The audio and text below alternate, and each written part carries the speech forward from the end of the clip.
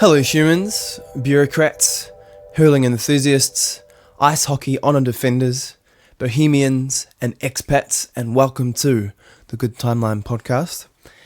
I'm your host, Ryan Ferris, and this week we have my good friends Alex and Caolan from the Canadian-Irish indie folk duo Bookie Baker. If you're new to the podcast or missed last week's episode, that was with Don Caldwell of Know Your Meme. And Don Caldwell was a very fun guest. He talked all about the power of memes, viral videos, the weird internet subcultures of furries and 4chan and the alt-right and all of the weirdness that exists on the internet and the power that it has. So if that sounds interesting, feel free to check that out. That's just under thegoodtimeline.com or under any other podcast app. This is a long, meandering, but very fun and very light and shade chat that we did at about midnight on a Wednesday after a whole afternoon of drinking delicious Pilsner Urquell in the sun. I'd had a few beers, so keep that in mind when you hear my ramblings. We also hear a couple of performances from the boys in their apartment, and they are raw and they are very beautiful. They are amazing musicians, and it was very much a privilege to chat with them and talk to them about a wide myriad of topics, including them being arrested on stage in China and having to leave China after living there for 8 years and performing music. So, here we have Alex and Caolan from Bookie Baker and Malaruckus. Enjoy.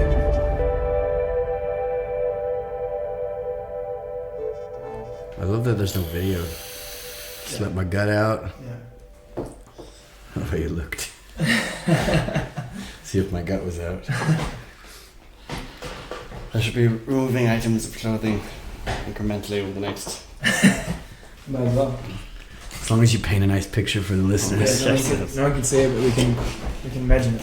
He slenderly draped. Or well, no, he didn't drape. What's the opposite of drape? He undraped. Derobed. We could make this whole podcast like an audiobook version of a romance novel, like a B-grade romance novel.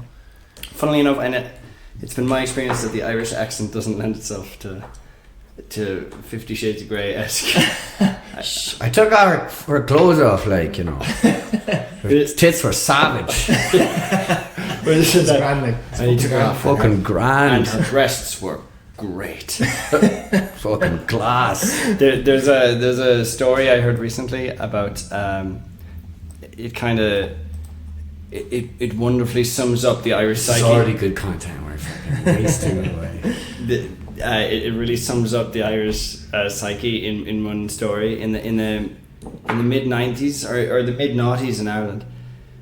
This porn star came to Ireland and she shot a porn film with some like county final or county hurler, you know, like a local sports star. Like hurling. Yeah. Right. So it was in all the papers and stuff. And once she was there, she wanted to double up on the business opportunities, and she shot another film with this fan, and he was just a very normal, overweight, 40-something Irish guy, and so they're in the porn film, and she's doing the whole porn star thing, like, you're so big, you're great, and he says, no, it's not really, it's normal, it's fine, it's not, you're so big for me, no, it's not, no, not at all, no, it's not, it's great. It's just modest. It's just, It's like overwhelming modesty. Yeah, it's just, even in the porn production. Yeah, absolutely. Just one of the lads might be listening, and he'll think I'm arrogant, cocky. Oh,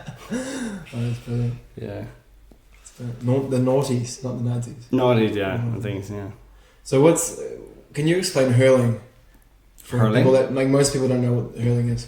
Right, so hurling is... It's not curling. That's It's decidedly not curling. Curling is with the brush, isn't it? They're brooms, actually, for sweeping. in the Olympics. Yeah. Curling is in the Olympics. Yeah, hurling isn't.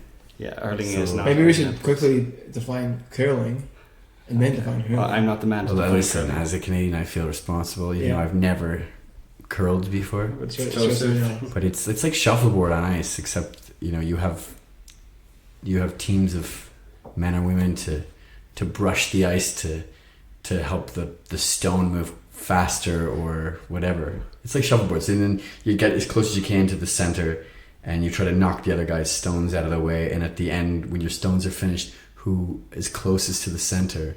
Kind of like bocce ball, or but just on ice. The thing is, I don't know shuffleboard. What about bocce ball? Yeah, bocce ball.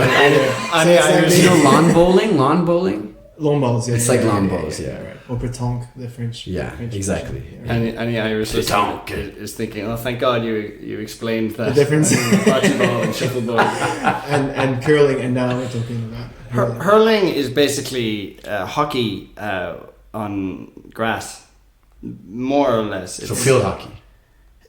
Kind of, but it's very dangerous. It's the fastest field sport in the world. It's contact, full contact. It's not the fastest sport in the world. It's the fastest field sport. In the Oh, world. okay, fair enough. Yeah. Because ice hockey is the fastest sport in the world. Yes. Yeah, on a field of ice. But yeah, it's and you the sticks. Depending on where in Ireland you're from, they're hurleys or hurls, and they're big waist high sticks, and you just hit the ball up and down. You catch it with your hand.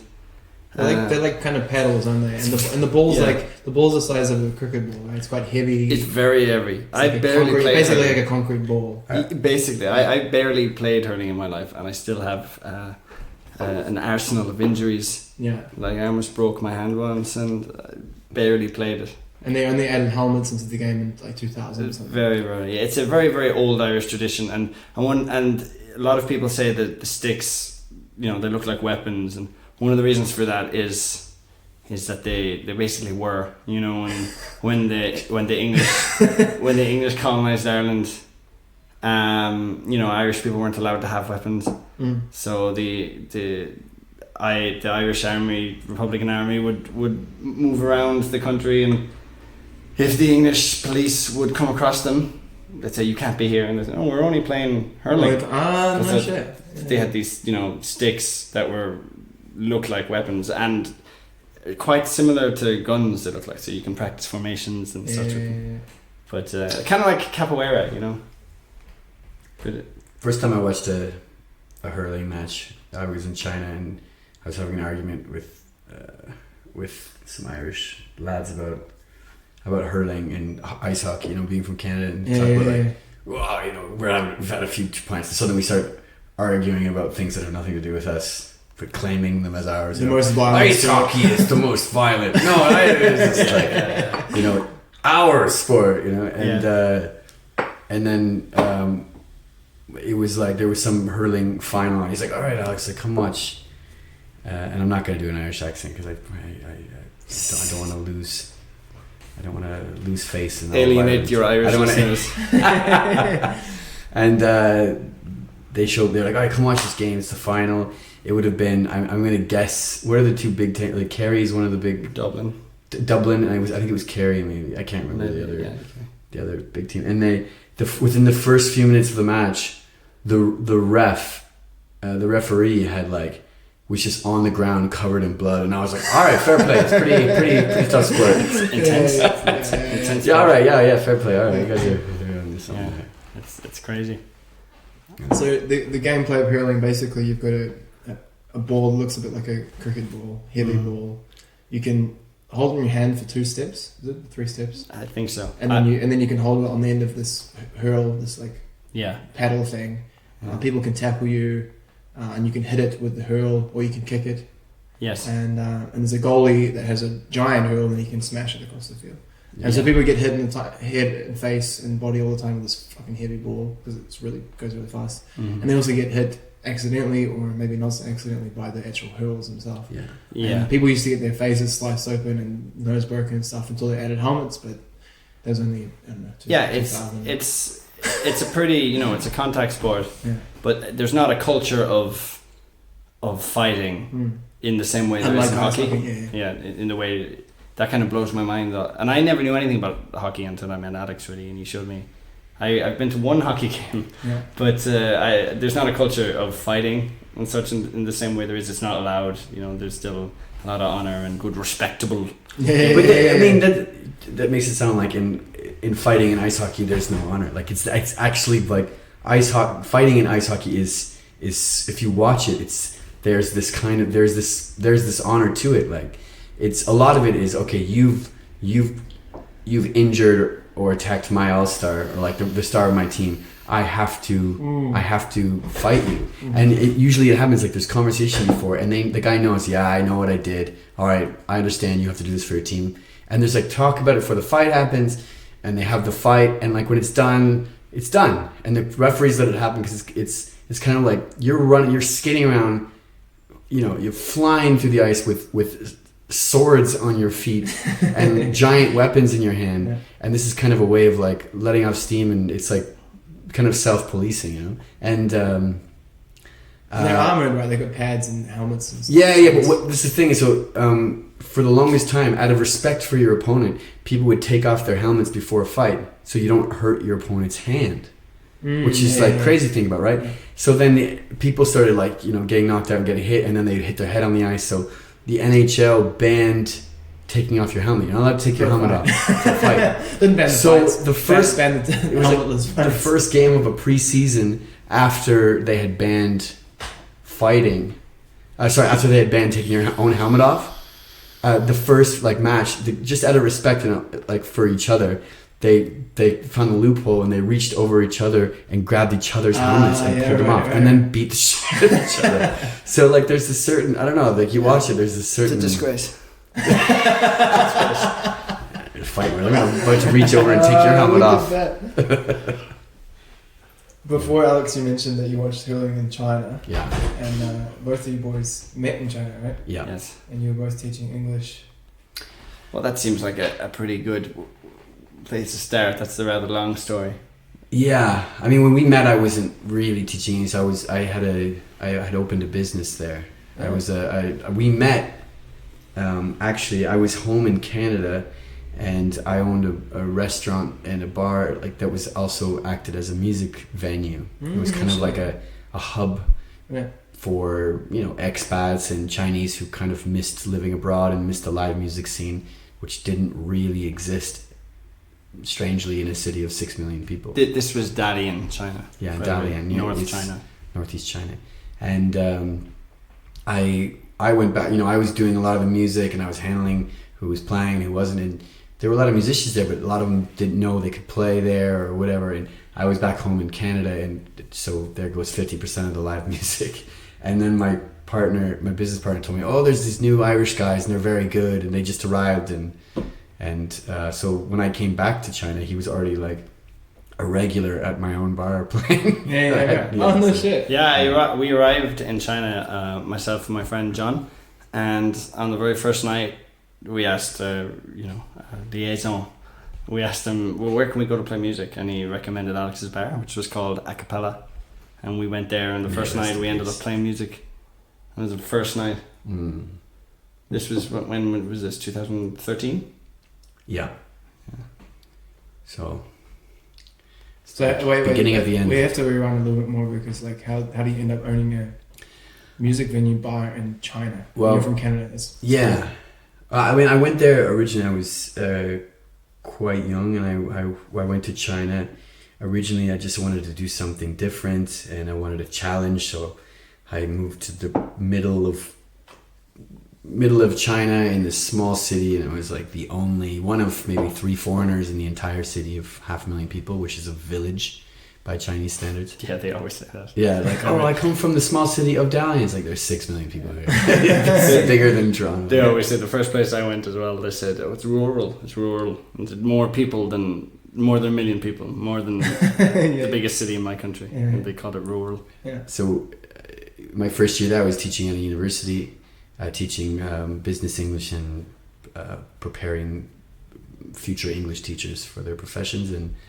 And after a year, like I know I was in the middle of China, and it was just I was on my own essentially. And after the growing pains of the first 2 months, I just fell in love with the experience and how much I was learning.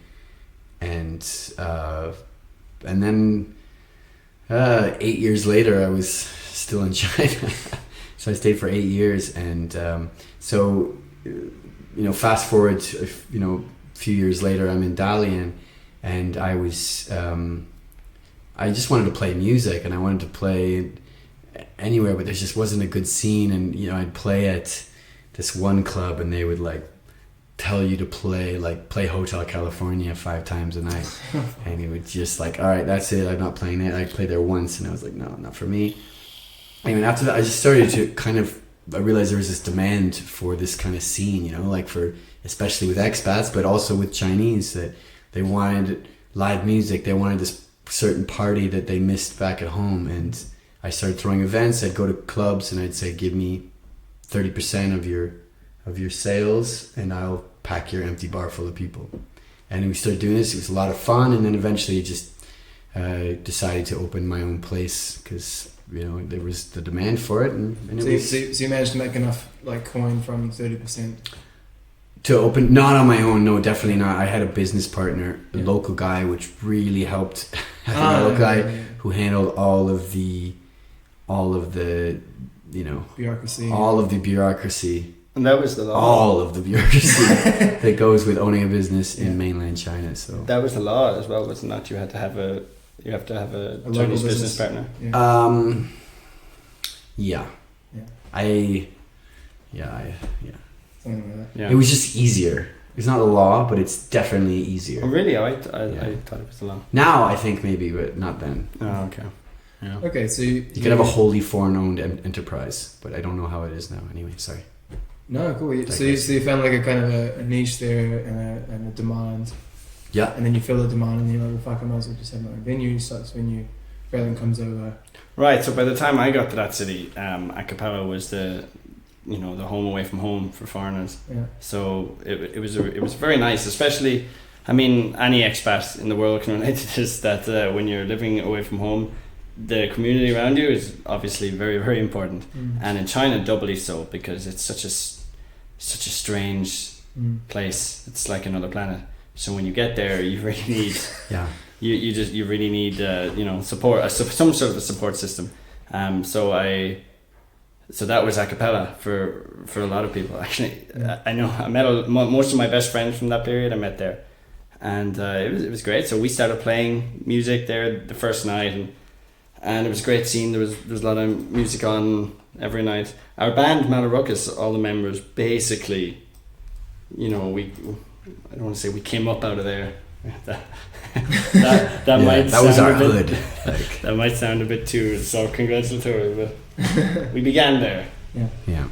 So you all met there, and you're all hanging out there, and some kind of that's really cool. And so, how long were you there?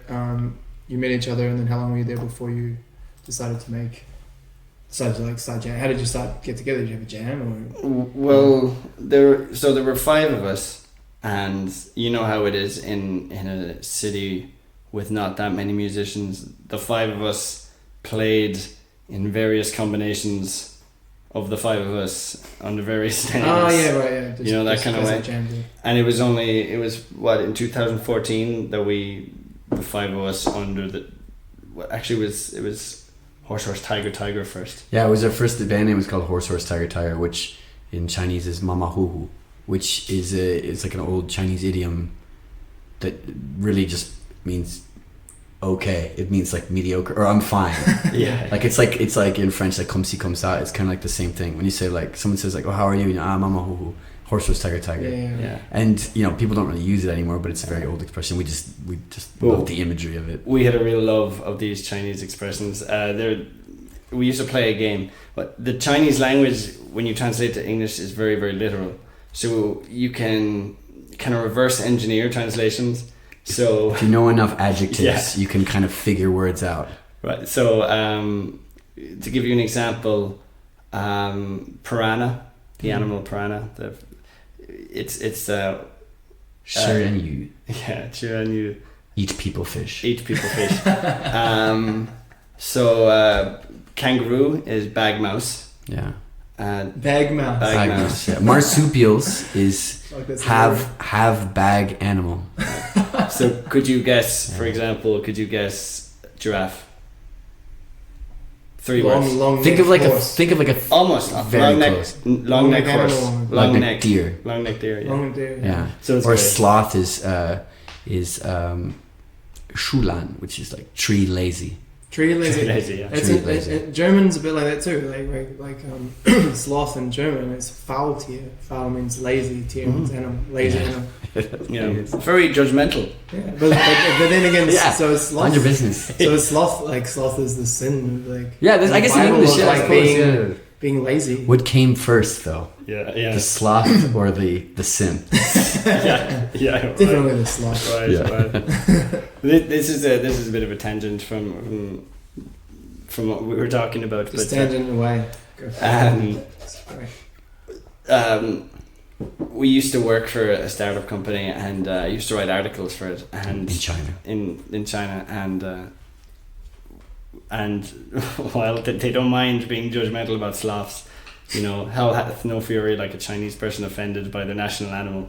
And it was the Chinese National Day, and I wrote an article called "Pandas Are Stupid and I Hate Them," and this went out across all Chinese social media. And the point of the article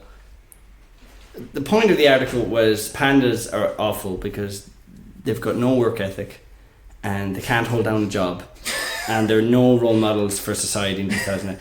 Basically, you know, the subtext of the article was, isn't irony funny? Yeah. But people were angry. It was completely lost on everyone, and we were warned after Caolan was warned, don't ever write anything like this again. Was it written? You wrote it in Chinese, Mandarin? In No, English, because the startup was an English learning app within they WeChat. would read it in English and take Both. it very literally and translate it to Chinese. Yeah, it was translated into Chinese, but you know, translations, you know, require a lot of creativity. So comedic writing translated literally is just confusing for people. Yeah, it just seems like you're an Yeah. asshole. And then it was- I mean, to be fair, he is. So Well, yeah. And then it was Chinese They weren't National wrong. Day. They just got there faster than other people. Yeah.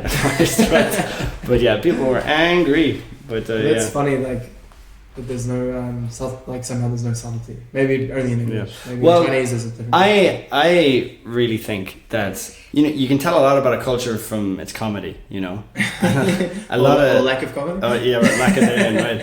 And you know, a lot of comedy is either like, you know, making fun of authority or you know, Or society. laughing at social transgressions, and Yeah. you can't really do either of those in China.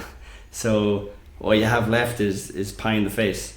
Like just slapstick. Yeah, right. So because you know, you obviously can't laugh at authority. So it's only on yourself. You only laugh It's at yourself. just physical comedy, Yeah, okay. a kind that's been outdated. Like Charlie Chaplin style. Yeah, and yeah. I mean, also the whole, you know, like, women are this way, men are this way, men are from Mars, women are from Venus. That whole comedy in China is pretty popular as well. Like, oh, my wife does this, or my husband does this. Very safe. Relatable. Very safe. Common experience. Yeah, exactly, Mhm. exactly. That's not offensive to. Yeah. Yeah, just Sorry. constant reinforcement of the way you should be, which I don't think is a surprise to anyone. Yeah. Right. Yeah. And then so you released this article and you had a taste of like some of the Chinese culture. Well, that was the article was when we were out of China by that stage. We'd already. Yeah, right. You know, that was we were already in Prague by that time, Oh, right. Okay. which we Safe. Was it like a Vice? We Did can you release rip on up- Vice or something? Sorry. Did you release No, it? not at all. It was was just, like- it was for like an English teaching startup that was yeah, fun, right. and it was just like, you know, I wasn't trying to leave a mark or anything. It was just a very very silly article, but yeah. So yeah, we left China at that time because of reasons. Yeah. Okay. So just to rewind a bit. So okay, you've got Archipelago, this amazing expat club, sort of second home for all these people, and it's got Alex has found a kind of local investor who's not a patron, but investor, co-business partner who's helping doing the whole thing. And you guys meet there and you've got this 5-piece band that sort of just spontaneously emerged out of this place. And then you realize, okay, maybe we can make some original music. And then you form Malarakas, which is this combination of this old Chinese proverb, as you say, and then just ruckus because it's a...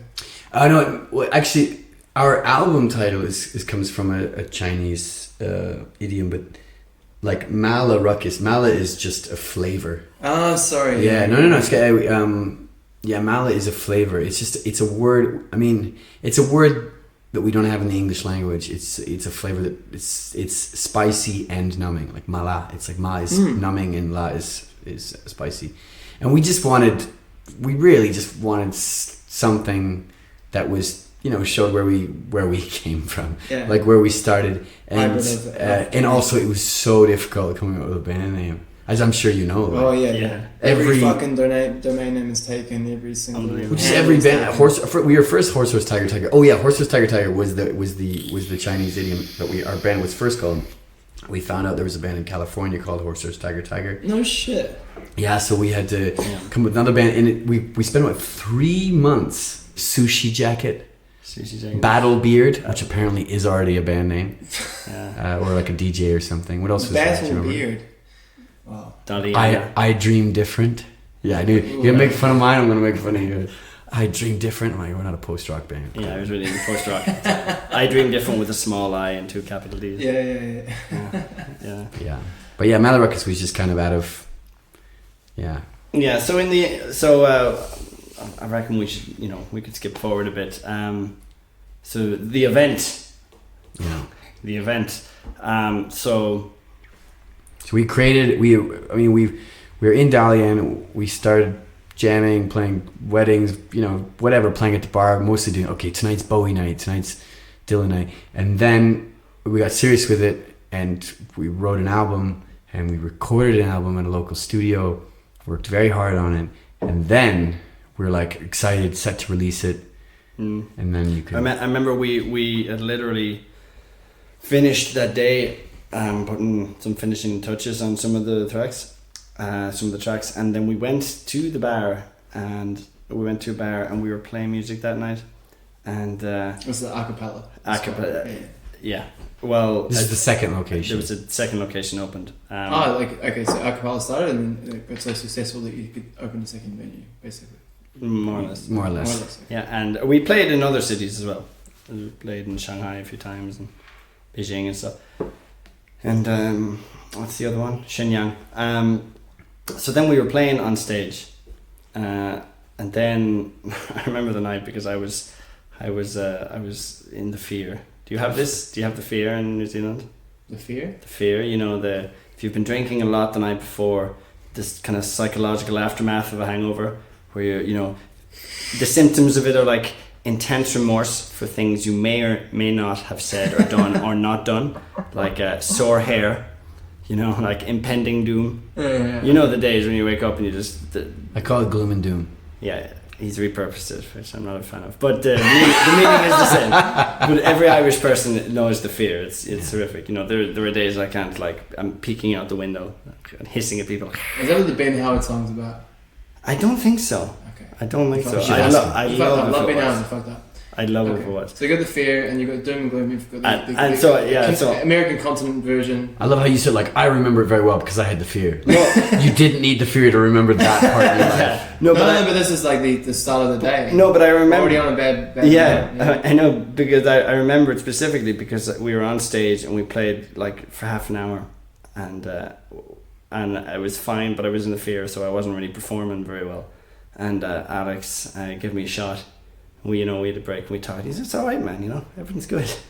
So anyway, we got back on stage, and we were playing for about 20 minutes, and then 6, 7, about 6 or so. Chinese police people walked in, and they, told us to get down. They wanted to arrest us. And how many people are playing at this show?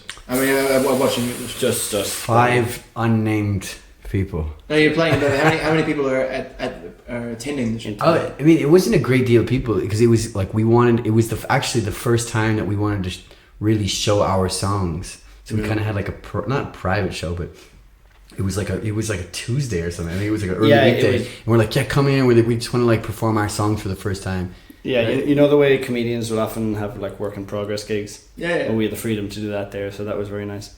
And we were really stupid when they came in. You know, they told us to get down, and we played. I started playing "I Shall Be Released." Yeah. Instead of getting off the stage. Yeah. What a tune. Yeah, awesome. So cool. Yeah, it was so rebellious. Yeah, so cool. And so fucking stupid. Yeah. So then, so Chinese don't like that. Chinese police again didn't like it apparently. I don't know why. Not a huge fan of the irony. Yeah. Chinese. So they put us in an unmarked van, and you know, all of our friends were shouting, Where are you taking them? Who are you? Blah blah blah. And they're not responding. It was a really scary moment for everybody. This is mostly a Chinese crowd, or no, it was this mostly was foreign. It's mostly all like expats. mostly expats. Some we had Chinese. some Chinese, but so they took us away, and they took us to the police station, and we were there for hours and hours that night. They left us our phones for some reason, which is something that wouldn't happen now. It would definitely not happen now. And they left us our phones, so you know we were in the 2 minutes in the van, and we were like, okay guys, call your people. You know. So they took our passports. They took our passports. They interrogated us all together and separately. It was quite funny because it was an objectively terrifying experience for us all. But we were in the cell together, Holding room, and we were a very silly group of guys and keeping our spirits up. We were singing Barbershop Quartet, and like we started singing like blues songs about being in prison. they kept coming in and telling us to shut up. Yeah, Helplessness Blues. Yeah, we started Helplessness Blues. And the police. They would come and kind of staring at us. What the fuck are these guys doing? I don't understand. Actually, I remember when we were on the way in the van, one of the guys turned around, one of the police guys, in the process of arresting us, and turned around and said to us, "You guys play very good. You sound very good." I'm just like, I'm so confused. Silver lining. Yeah, right. So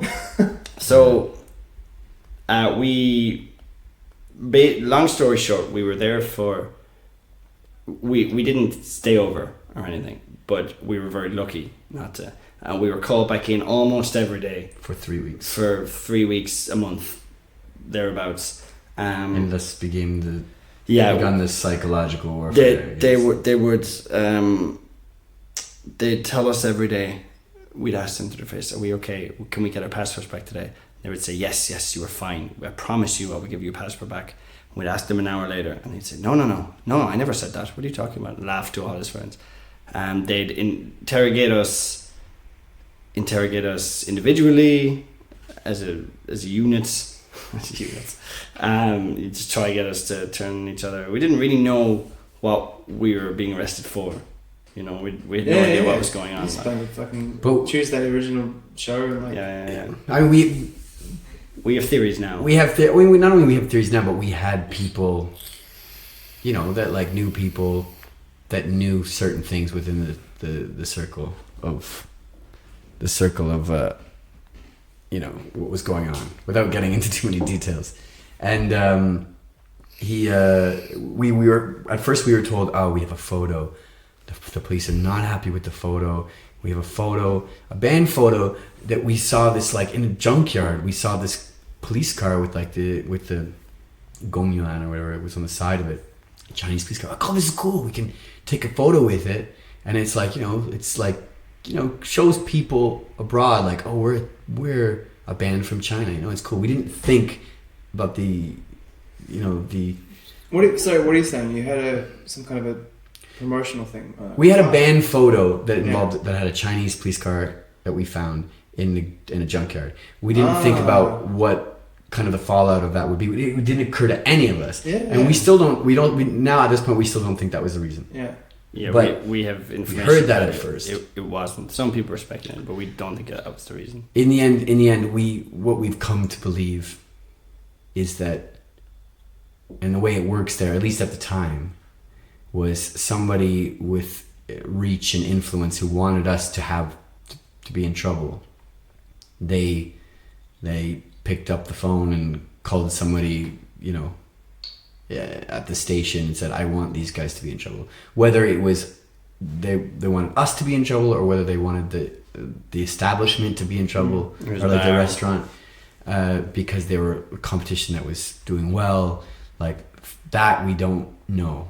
But another theory that we were told was because, you know, when you are a band in China, there's a certain way a lot of bands do it there. You get what are called monkey gigs, you know, where your only criteria is to be a white person, and it makes a lot of rich Chinese people feel really, really good to have a band of white people on stage. So, you know, whatever. But that was fine, and we did that.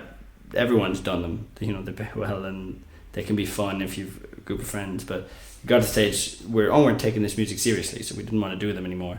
So there's also the option that we may have annoyed agents or people by saying, no, we're not doing these gigs anymore, we're not working. And also a lot of agents in China are very, very shady. They could, you know, their stories of them taking people's passports and saying, like, you work for me now, like you work for pennies, and like if you want your passport back, you'll do as I say, kind of thing. We have friends who got kind of stuck in those situations. Oh, cool. Usually people from like amazing musicians coming from, you know, countries that they, you know, not as economically developed, so they're kind of like dependent on these jobs to, you know, take care of their family or whatever, so they're kind of stuck there. You know, they didn't have the luxury of being able to hop on a plane and go back to Ireland or Canada or whatever, so it was a lot more difficult for them.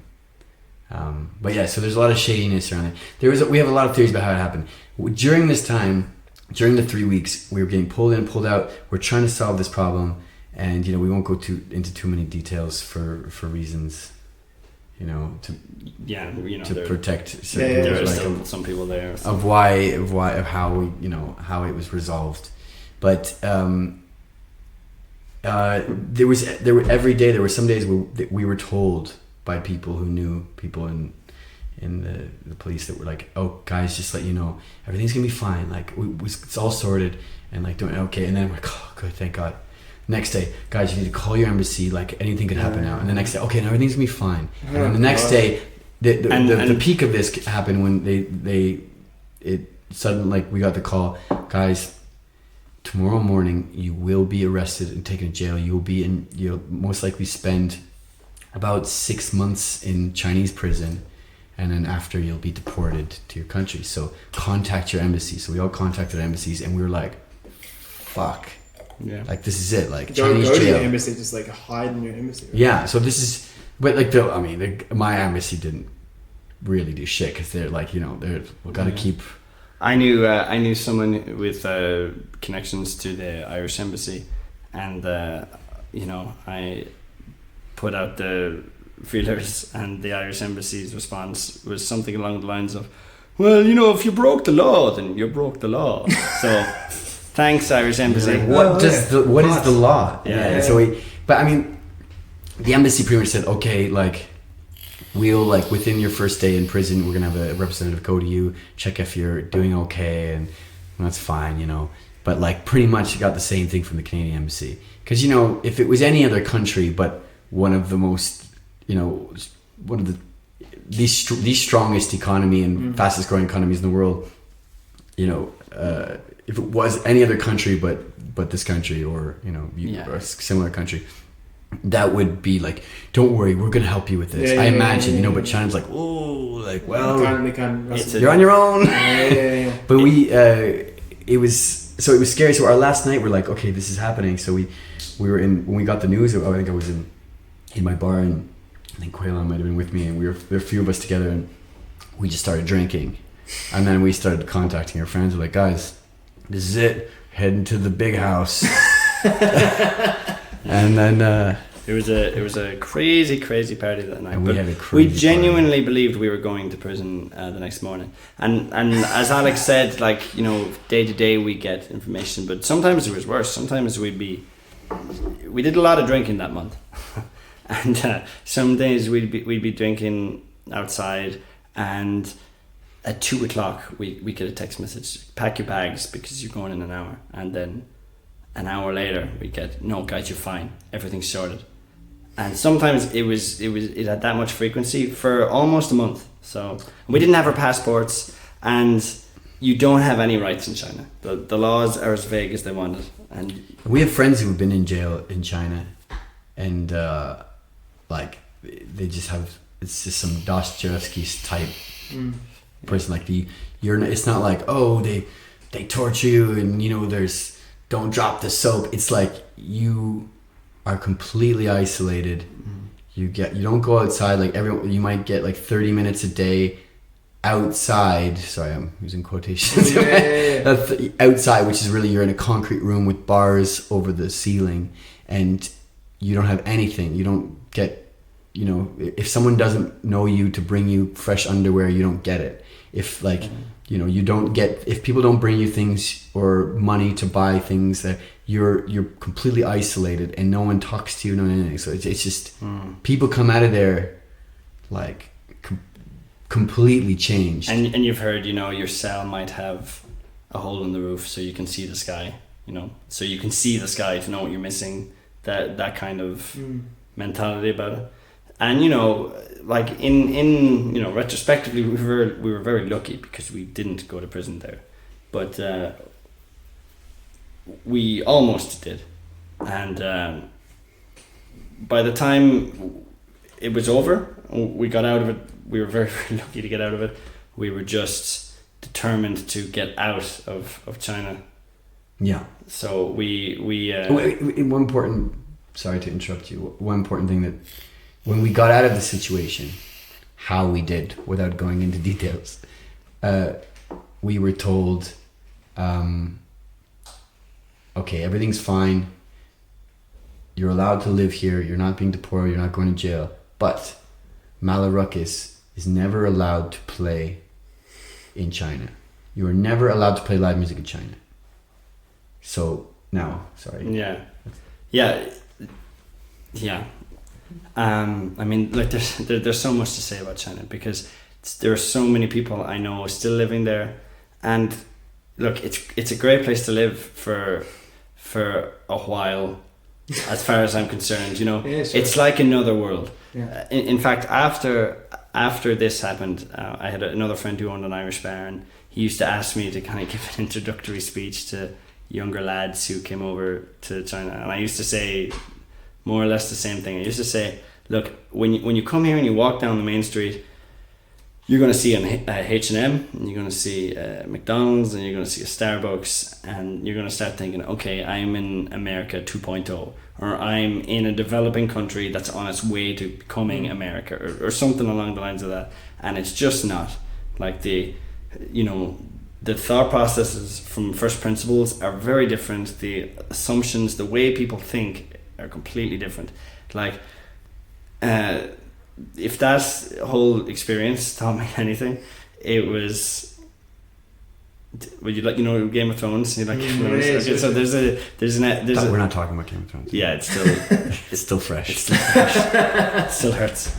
But in the first series, there's a part where Littlefinger is all smug and he says, "Knowledge is power," and Cersei says, "Oh, is it? Yeah. Oh, yeah. That's great. And she kind of clicks her fingers and she gets her guards. She wasn't so Irish about it. She wasn't so pleased. Yeah, she wasn't so Irish. Hi, sure, yeah, sure, like, But she gets her. There you go. No, it's awful. But she gets her palace guards to arrest Littlefinger, and she says, "Knowledge isn't power, you twat." She says, "Power is power," and that's the lesson that I learned from that, because even though I didn't realize it then, I was still operating on a very naive, foolish assumption that, well, I haven't done anything wrong, so therefore they'll never be able to prove anything beyond a reasonable doubt, and that's just not the way it is. The laws there are intentionally vague. You haven't done anything wrong until they think you've done something wrong. And like, I have a lot of friends in China still, and there's a lot to be said for living in China. I have a lot of friends who are doing very well in China, but I don't care what they say. You don't have any rights in China. If someone wants to pull the trigger, you have nothing. Doesn't matter if you've done anything right or wrong. We were incredibly lucky because of we pulled in a few favors, and we'll never mention who, but we were lucky, but you knew the right people, and that's all. More or less, but that won't happen to everyone, and it wouldn't happen to us again. And I was called in 6 months after. That, because every Chinese year, just before New Year, the police go looking for foreigners to arrest, so they can bump up the commission. It's also it's also worth noting that the difference between China, in 2008 versus China in 2016, it may as well be a different place. Like it was the fastest growing civilization ever, like in human history. Like things happened so quickly.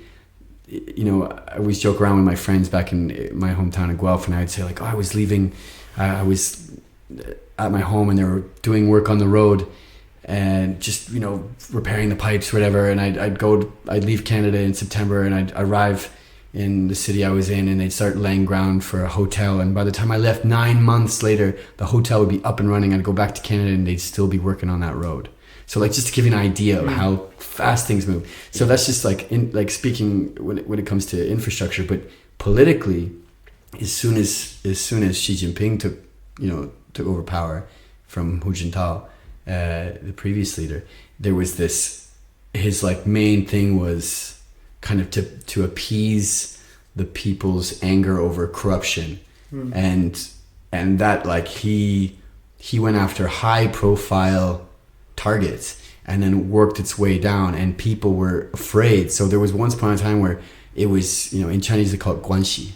Guanxi is a word that we don't really have in English because it's in the English dictionary now, I think. That's right, yeah, because guanxi is a word.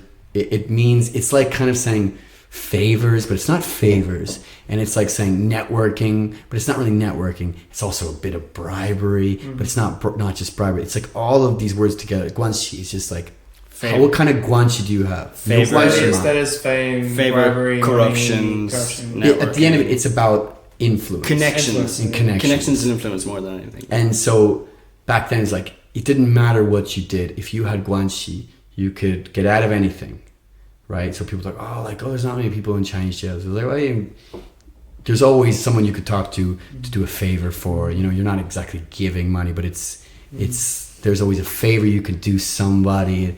But now, but in Xi Jinping's China, people are a lot more hesitant to do favors for people who are in trouble because he's gone after high profile political leaders. He's gone after really hard hitting figures, especially the leader of the ex mayor of the city we lived in. He was brought down famously. His name was Bo Xilai.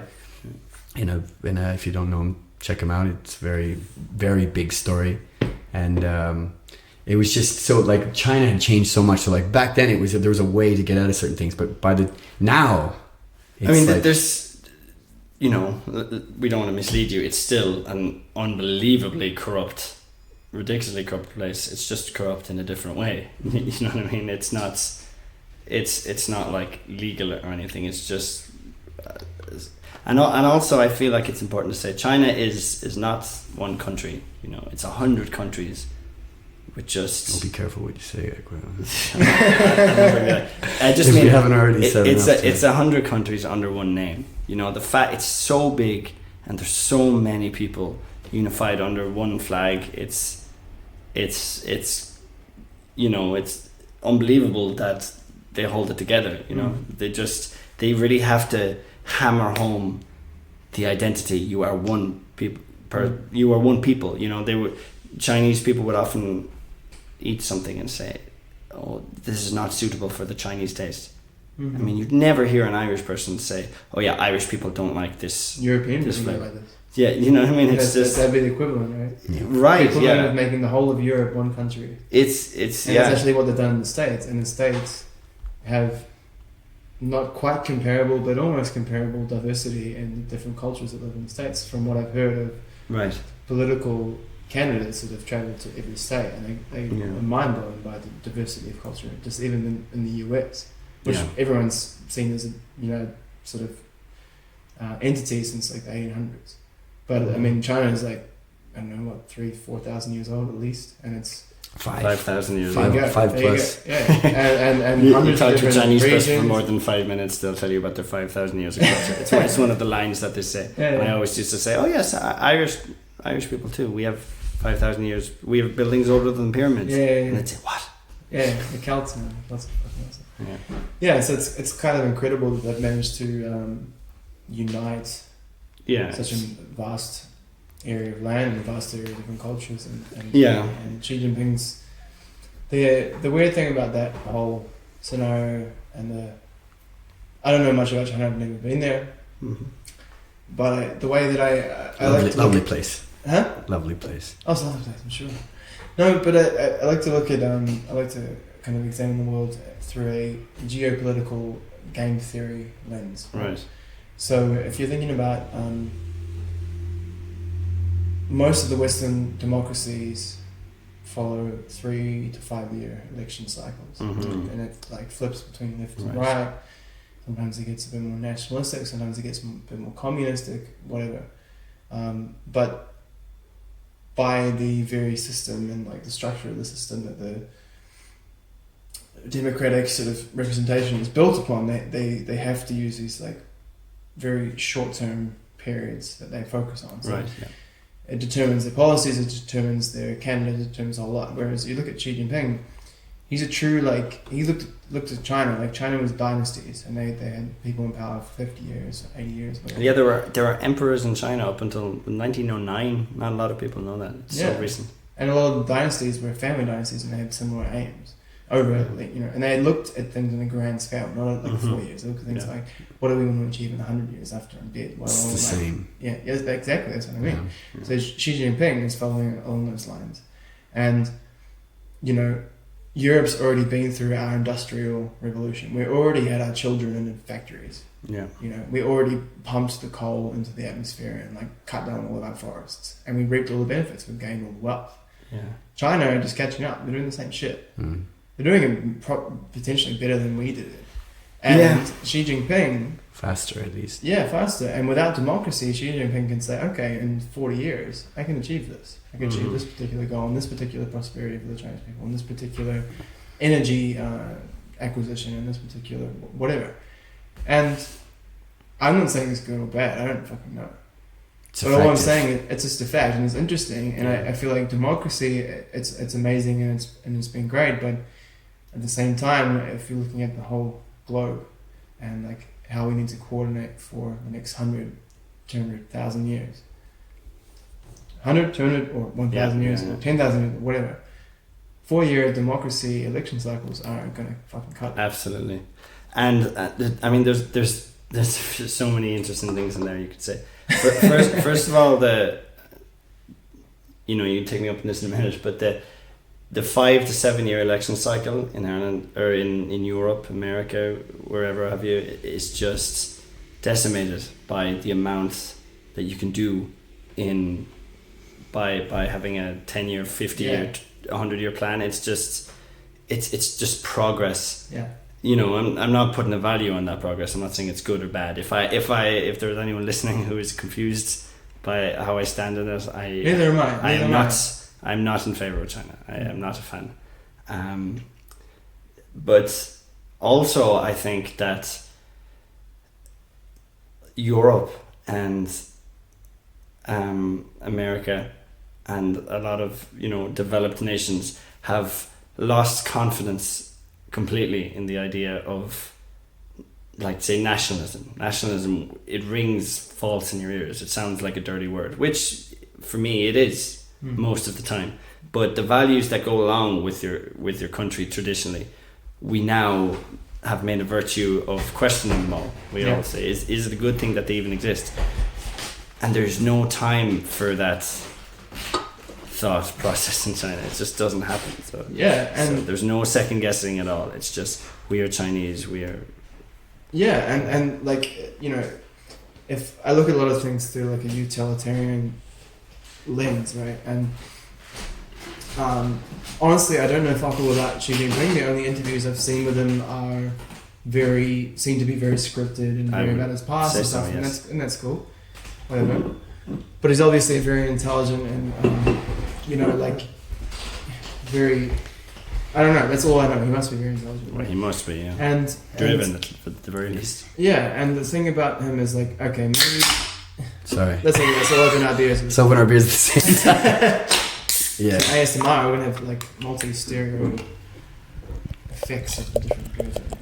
We are now Pilsner Urquell, the original ASMR Pilsner version. from Yeah, Pilsner. 1842. It's delicious. Interesting fact: 70% apparently we learned at the Pilsner Urquell brewery. 70% of the world's beer comes from the recipe of Pilsner Urquell. Yeah, probably the yeast. And there's fucking ice hockey player on my can. Yeah, Yeah. because of the World Hockey Championships. We've come around full circle. Time to call it a quit. We've done it. All right, that's it. Very good.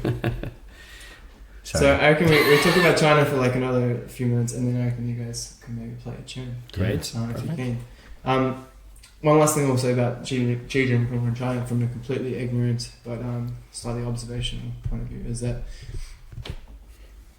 if you are concerned with the welfare of how many people live in China? Billion? Close to 1.4 billion. I think it's closer to 2 now. No, not at all. Definitely not. Google it.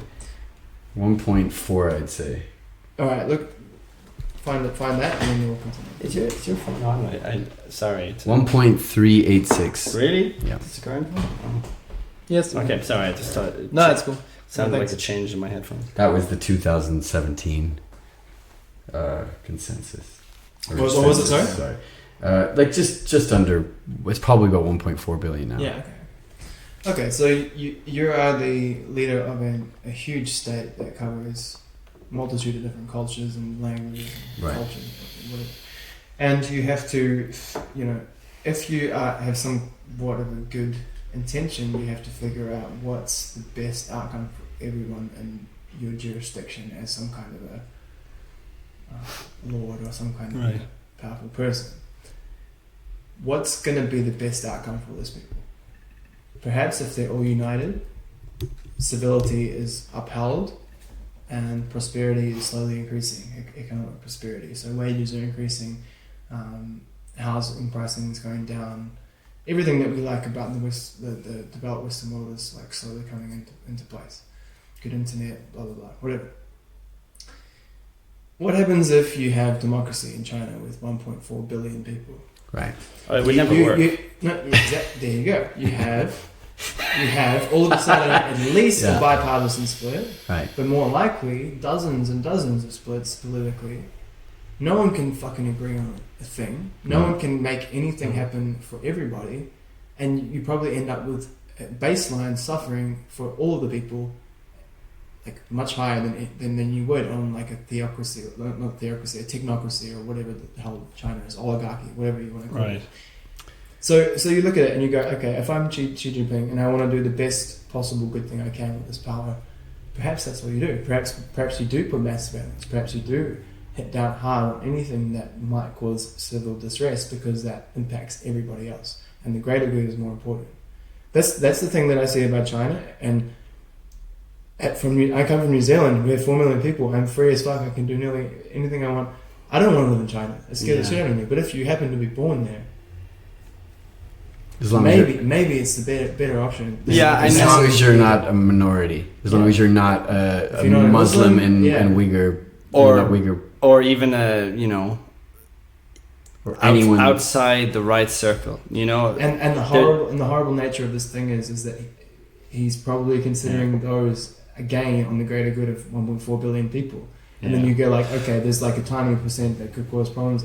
Yeah, I know. I'm not justifying it. It's I know, not I know, wrong. I know. It's just the way it is. I know what And you're saying. That's maybe the way that Xi Jinping sees the world. Maybe he's completely wrong. To afford a more charitable view to it, in the utilitarian sense. I know what you mean, but it's just not my feeling after living it. Everything is, it's just everything that is there about power and status, like sure, the culture. What I'm saying is, can you imagine it being a democracy? No, absolutely. We're the democracy.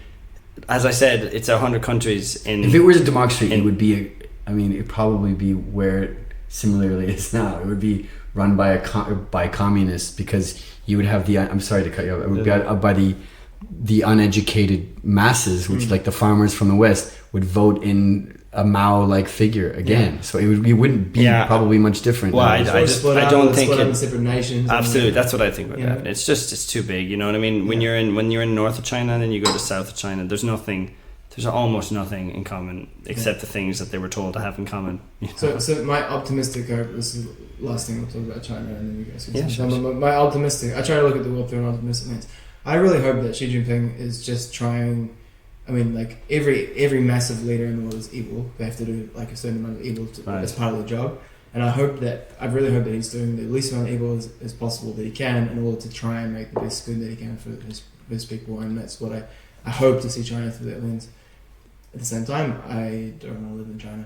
And I'm outside of that place, but you know. I just like to finish by saying that like I feel like there's a certain tone about the way we're speaking about China, which is, you know, I wouldn't change it and how I feel about that. But there's a whole part of China in our experience there that we haven't really talked about much, which is, you know, the friends that we've met there and the amazing culture, the amazing food, and just the hospitality of Chinese people, and just like, you know, as much as we had such a kind of we had a difficult end. There was a reason I stayed there as long as I did, and I, you know, there's to me, I lived like almost a third of my life there. It's a very, you know, there's a reason. It's because it's, you know, what a friend of mine used to say, like, for every one thing you hate about China, there are 3 things you love. Nice, yeah. And I think that's, you know, before we kind of sign off on China, I thought it's worth mentioning that. Well, there's that, and I encourage anybody to read really, really good fiction novels set in different countries, because I read this book trilogy called The Three Body Problem. It's the most incredible science fiction I've ever read, Chinese science fiction, masterfully translated into English. And it made me realize that, and also my interactions with modern, like millennial internet age young Chinese people, is that they're just, those people are exactly like us. And a lot of the characters in the book just had the same concerns and the same character arcs as any other novel would have. But it was based in China, and I was like, wow, okay, it doesn't seem anywhere near as alien to me. Same thing happened to me with India. I read a book called Shantaram, favorite book ever, set in Mumbai in India, and I want to visit that place as well. So the internet has leveled a lot of the younger generation to be in a kind of similar space all around the world, and a lot of them listen to the same music and know a lot of the same stuff through the internet. It's fucking cool. So yeah, I have a lot of hope for China. There's a lot of crazy shit. Yeah, I mean, absolutely. There's so much like. I mean, I love. There's a lot of Chinese literature. I love Chinese philosophy, like Lao Tzu. Yeah. You know, it's great. I love it. The way it's very good. Be like the river. You know. So you guys are gonna perform your hit song, sure. "Be Like the River," right? Be like the river. Be Like the River by Malaruckus. All right, what are you gonna play right now? Yeah, we really talked about music much, other than our. We can talk about it after this. How long have we been? It doesn't matter. It does not matter. Well, okay, so I mean, Malaruckus is. Which one? I guess play Malaruckus song. So Malaruckus is a project, a 6-piece rock band that we moved from, in the end, China. After China, we moved to Prague. I think it's important to say we wanted to go somewhere different. We wanted to do something different, and we had PPT presentations of the pros and cons of where to live, and we ended up with Prague. So 4 out of 5 of us moved here. 2 of them ended up going back after half a year, you know, and we rebuilt the band here. I mean, it's been a lot of fun, but you know, Caolan and I, we're not always, you know, we grew up on a lot of folk and contemporary folk and Americana stuff, and we started another project called Bookie Baker. So we're going to be playing a few songs from this project, Bookie Baker. Fuck yeah. What are we playing first? I guess Autumn Wind, probably. Okay, sure. Yeah.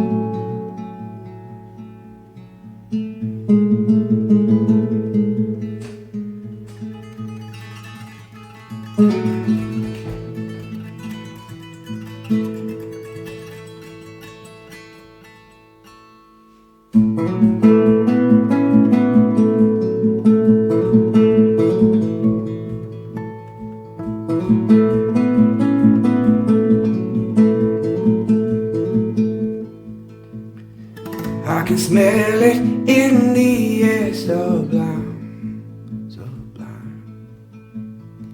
It's tormenting, set so tempting. Oh, what a lie, what a lie.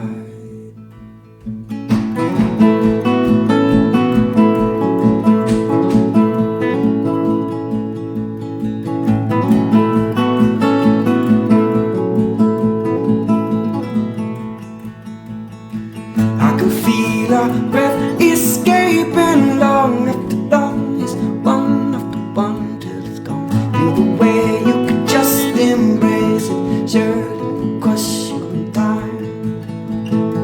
There must be something in the autumn wind. What keeps it blowing, keeps us wandering. And we look and we wait till we brood and we shake till it takes what you need. Feeds on us all, feed on you all, yes, feed on you all till it takes what it needs, then it's gone.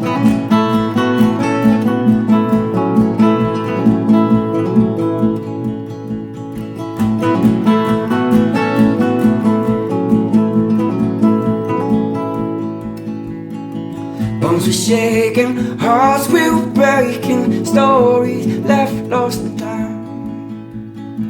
Grab on tight or get lost in the night, 'cause coming for you, yeah, coming for mine, yeah. There must be something in the autumn wind that keeps it going, keeps us wandering. And we'll shiver and gasp and we'll try to relax. Surely we'll come, and when it does, hold all your loved ones, keep them close, 'cause it could consume you and yours.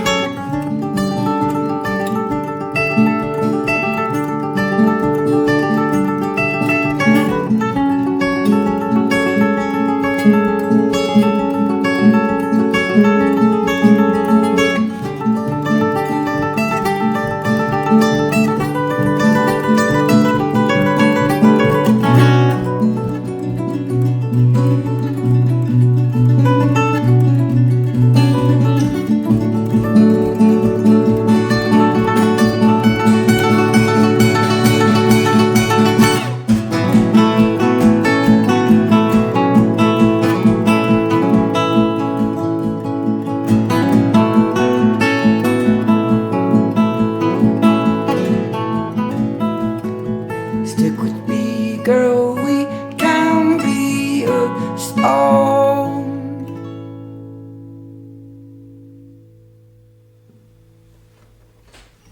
Oh man, it was so good.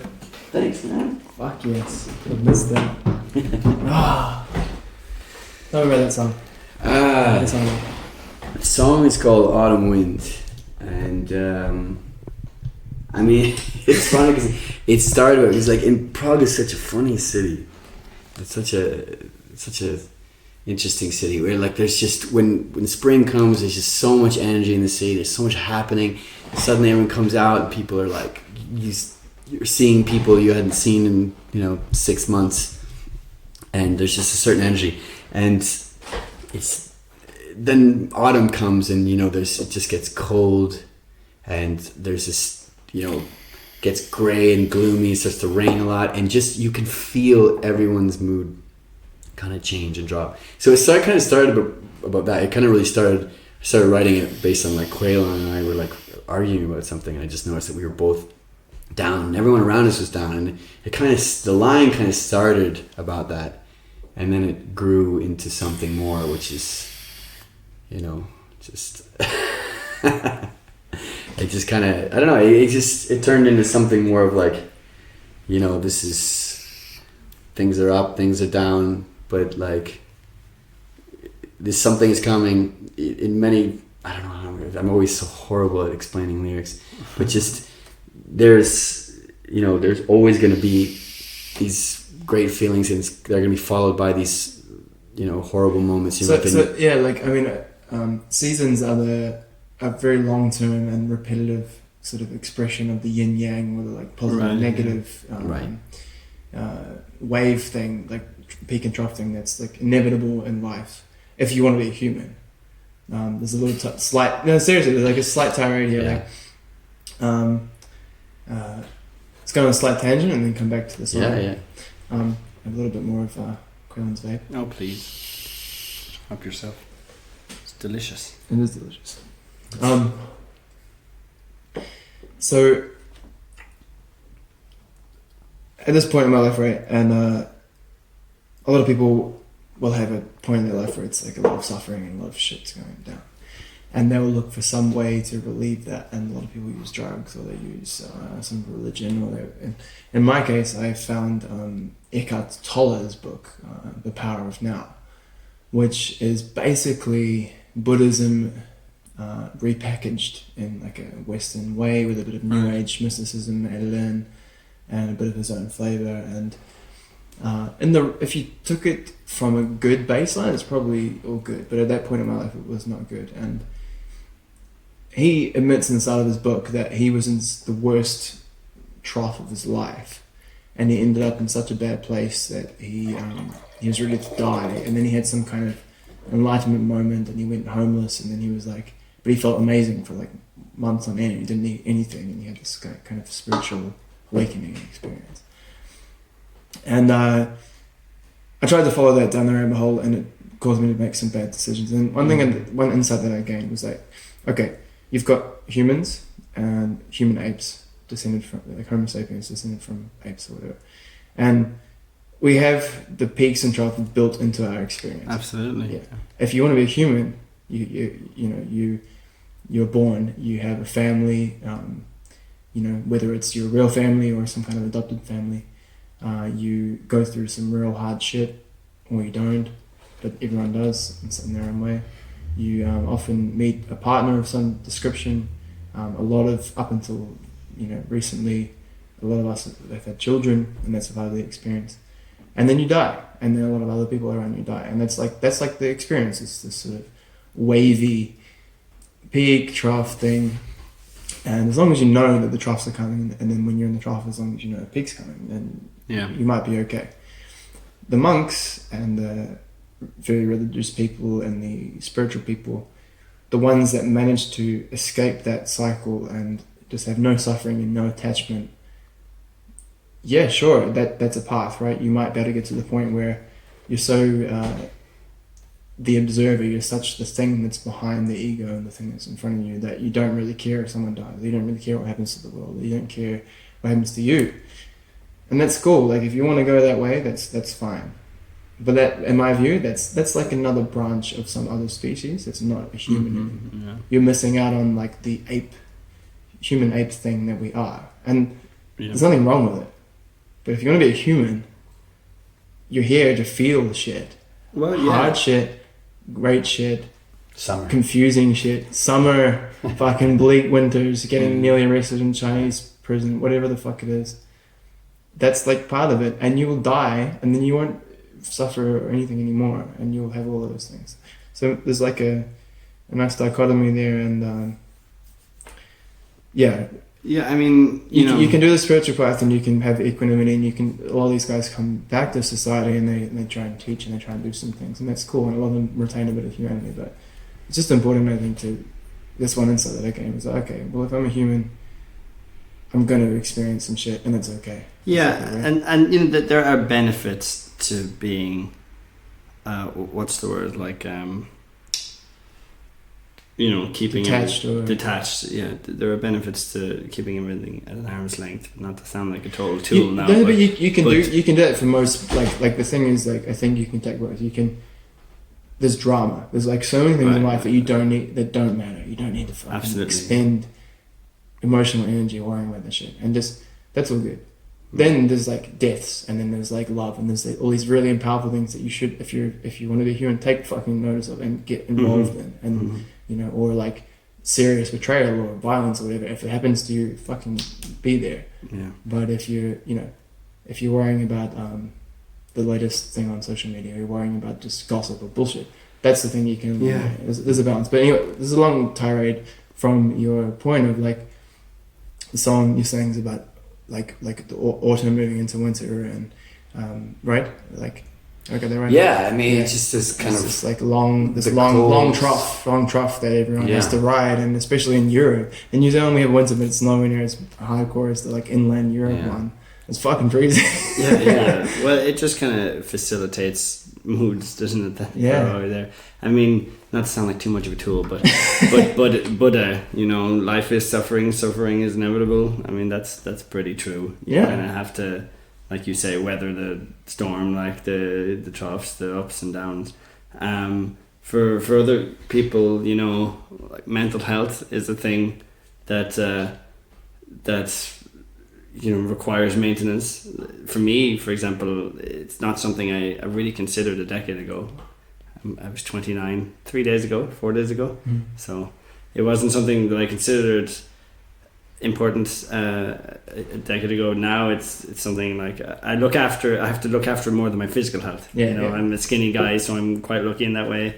I don't require that much maintenance. I've never in my life ever thought, how many calories does this have? Yeah, I sure. shouldn't. No. Yeah. I'm fine. I'm really lucky. Yeah. But mental health is something that I do kind of have to constantly.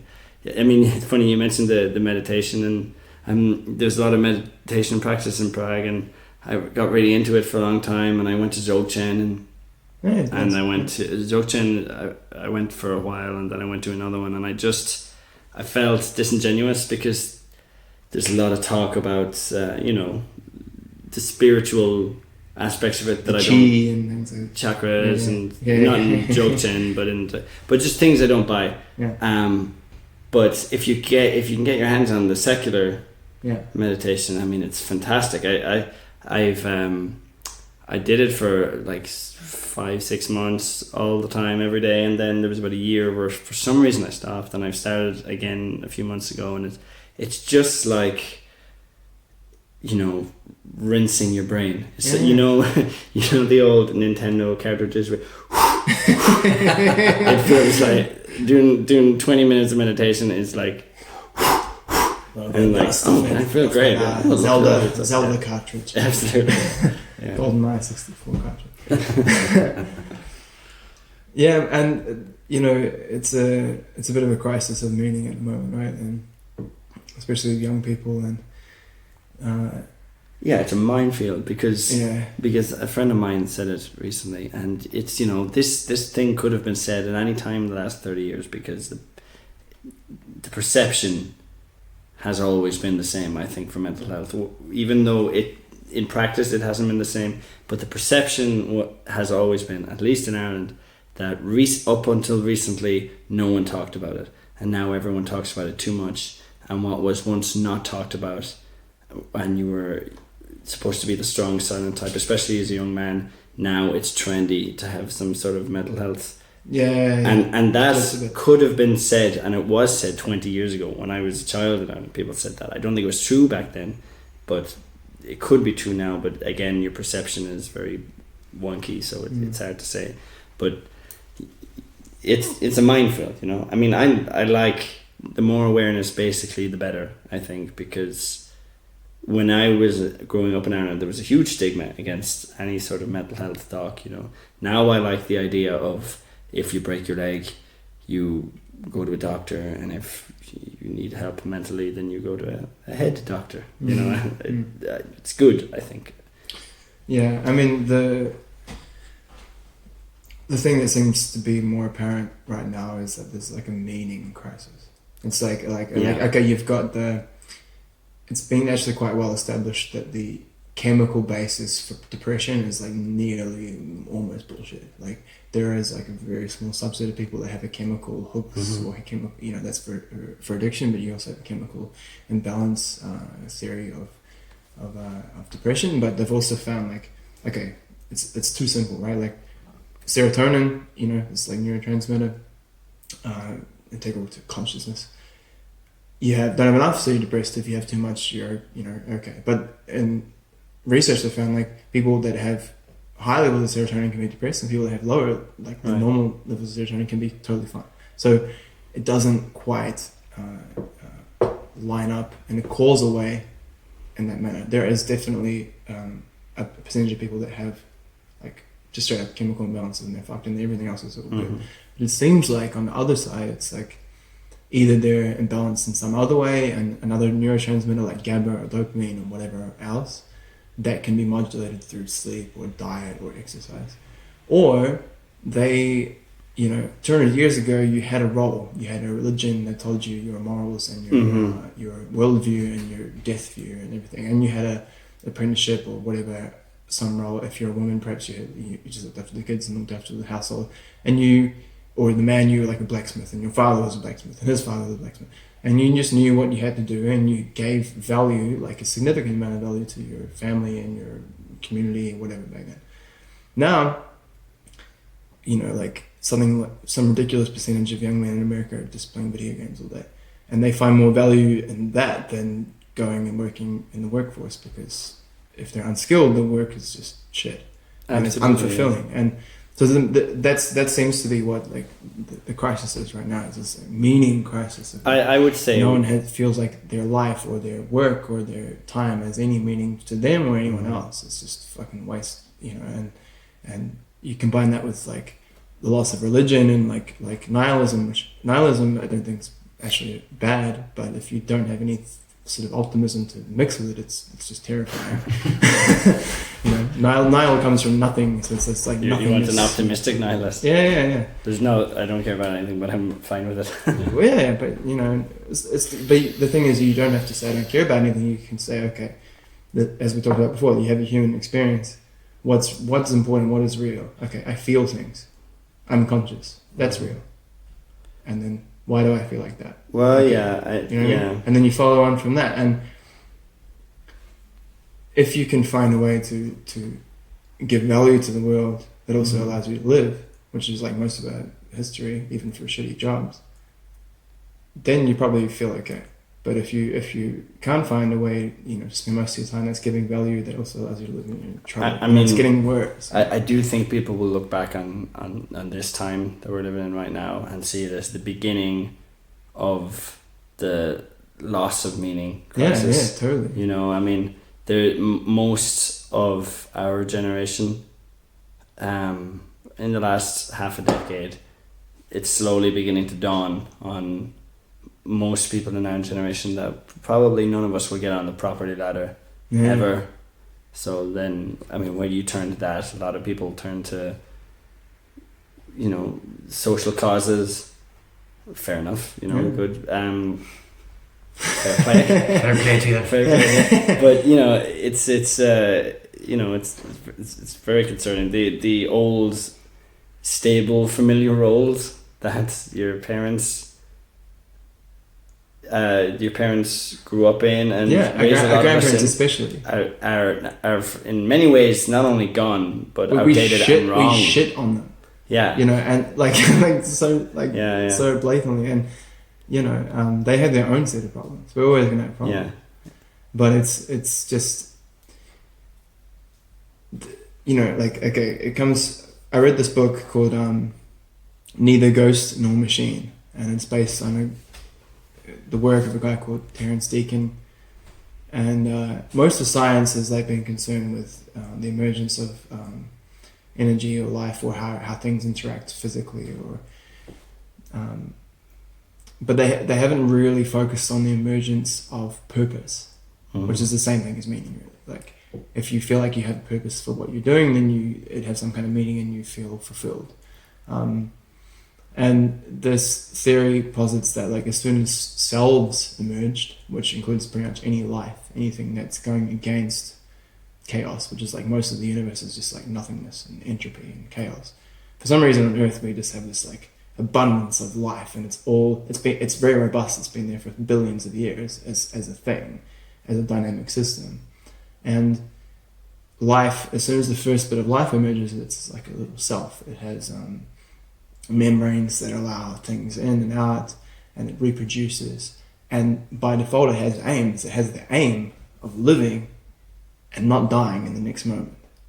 Whether or not it's conscious does not matter. A tree has aims. A tree has a purpose to live, and if we want to find meaning, that is the ground of meaning for anything that's living, is that we are in this fucking giant universe. It's fucking empty as far as we know, as far as we can see, and we can see quite a lot at this point. And we are alive here. and we are a minority together. We're the smallest minority you can fucking conceive. There's your sound. And if you want to find meaning, live. Yeah. And if you want to find even further meaning, live well. Mm-hmm. And how the fuck do you do that? Live well. I mean. Yeah, live well. Therein lies the art. Yes, that's the hard part. But at least, if you want to find the most basic form of meaning in your life, it's the fact that you're alive and you're not dead. In the next moment.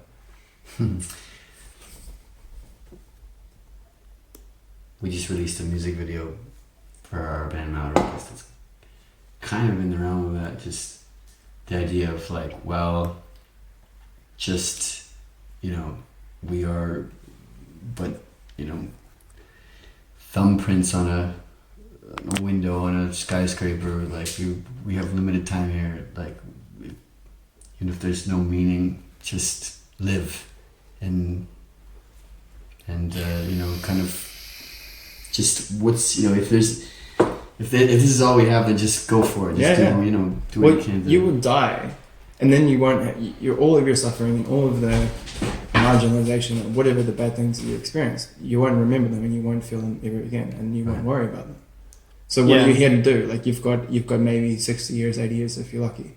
Are you going to spend that time in perpetual anger or perpetual sadness or perpetual depression, or are you going to be like, okay, I have this time. What am I going to do? With it? How do I want to feel?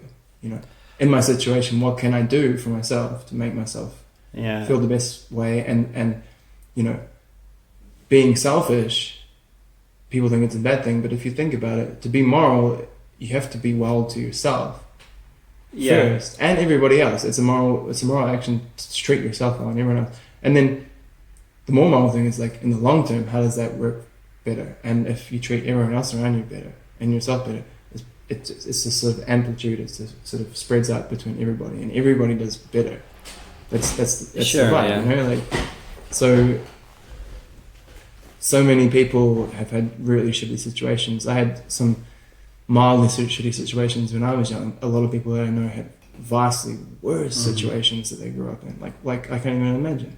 And a lot of those guys are just incredible, and they're positive and they're optimistic, and they're just they realize that they're alive and they're fucking doing what they can, you know. And, I'll just tell you really quickly. Very recently, there's a girl that in the year below me, when I was in school, there's year high school in high school in my younger brother's year, and in the last few years she was diagnosed with cancer. So she passed away very, very recently, and in the year before she passed away, she just went on every talk show in Ireland she could. She raised awareness for HPV vaccinations, and apparently, based on her awareness, you know, the drive that she was doing, it went from something like 50 to 70%. Wow. Tests and vaccinations in Ireland based on one girl.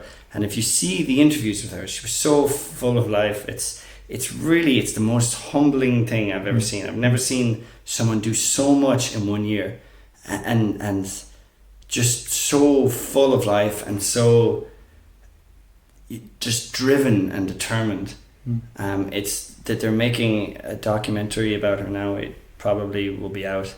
I'll give you the name later. And you can maybe, if you want, we'll link it up. It's really, really. I'm sure it's something that absolutely humbling. That his listeners would want to know. It's definitely just incredible. She was an unbelievably rare type of person. But I guess the point is that that's in all of us, you know. With the right insights there. Yeah, it's pretty amazing stuff. So, Alex, did you say you have a song that's vaguely along these themes that you want to play? Or, no. Or we can segue completely back and just like rewind.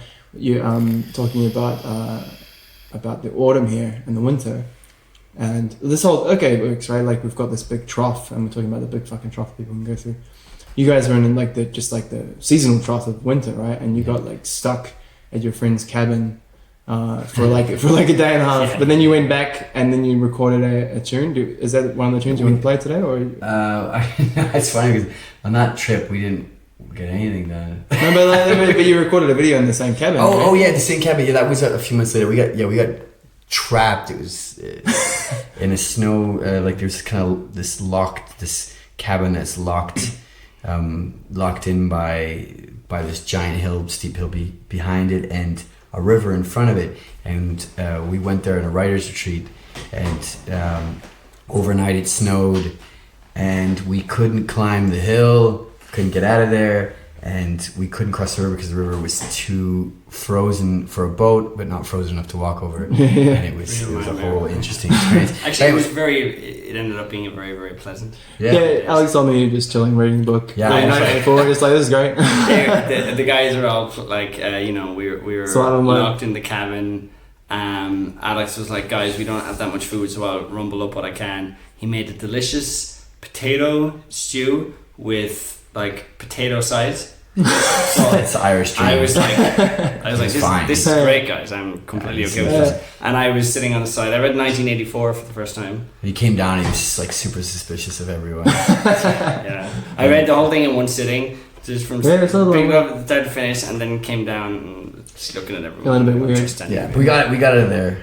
We got out of there after a few days, 3 days, 2 days, two. And everything was fine. And we went back when the ice thawed on the river. We took the boat over with a friend of ours, Richard Stabler, and this is our good friend Raphael Hadler's cabin. And we went over there and we had written this song, and we wanted to make a video. So we did a little live video of this song, Across the River. You can check it out online if you like. It's called Gamble of the Day. It's called Gamble of the Day. And yeah, it's the same project, Bookie Baker. So sweet. Yeah. I mean, like, we've already got that and a really nice recording online. Do you guys want to play a different song? Bookie Baker or Mellow Records? Or the other option is we can play I Shall Be Released and I'll sing it first. We could do that. I fucking love that song. I play that song. Yeah, we can play I Shall Be Released. That's the song you guys get arrested to in China. The song that we sang after they told us to get off the stage. Yeah. I think I played in like A major. Where do you play it? G. A bit lower? That'd be right. Is that fine? That'd be fine. Yeah. Should we say we jam over first and then maybe I can do a harmony? Are you doing harmony there? I'll do a harmony, yeah. Yes. But you're a lot better than I am, I would say. So. No, like you probably. I usually only lead sings. So you probably do it.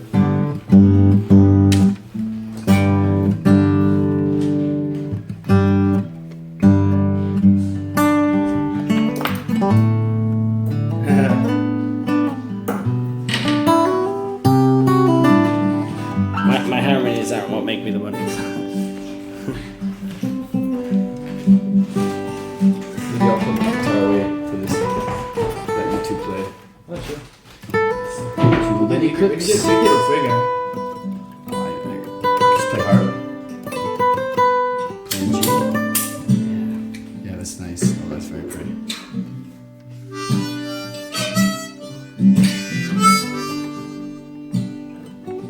Let's do a little jam first, to see if we can figure out some harmonies and stuff.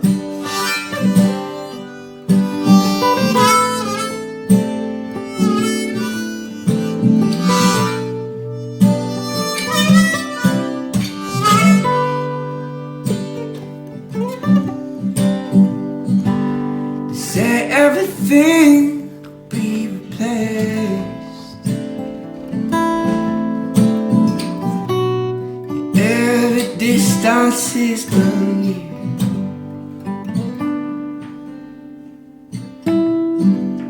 And so I remember her face.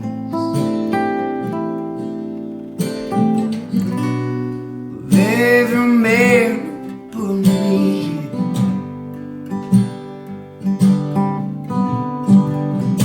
I see my light come shining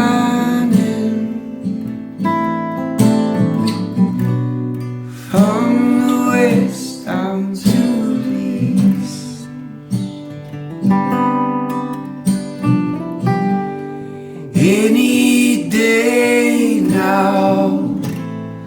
Any day now I shall be released.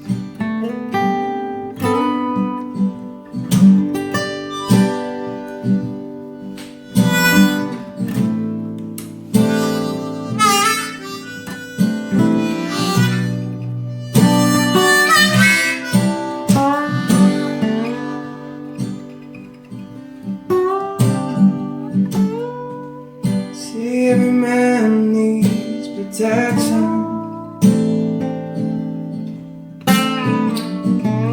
See that every man is found.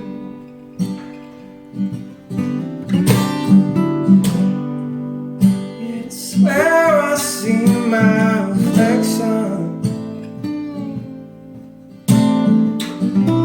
It's a place so high above us all.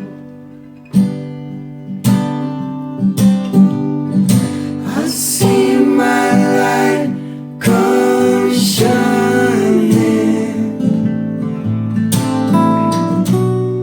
from the west unto the east.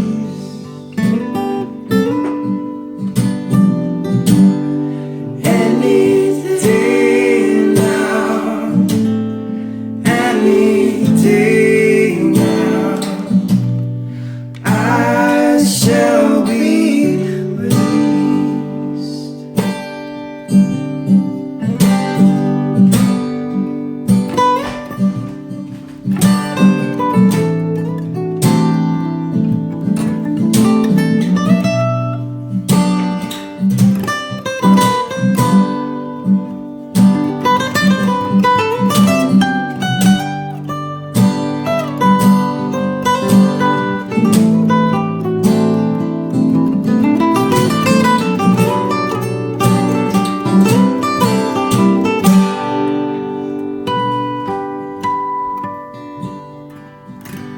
And yonder stands a man in this lonely crowd, man who swears he's not to blame.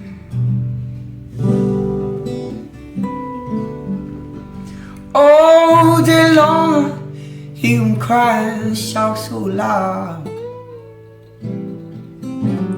shouting out he's been framed. I see my light come shining from the west down to the east. Any day now, any day now, I shall be released. Any day now, any day now, I shall be released. Any day now, any day now, I shall be released.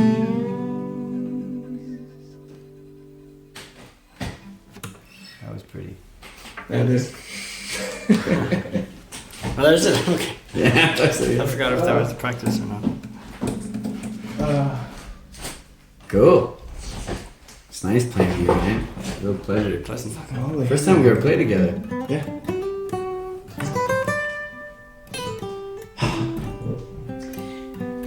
They folk bands just like It's yeah, we Music high. So we sitting there. I'm sure you've mentioned in the introduction, but for your listeners who don't know, we met in 2017. It was a few months after we arrived in Prague from China. We played So Far Prague, and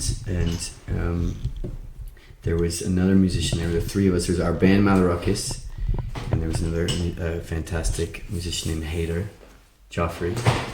Yeah, And, guitarist. He was So guitarist. big in He it. really like for me that he's fucking silky smooth voice. And you were there, and it was in a garden, and it was wonderful. A courtyard and like a courtyard of an apartment.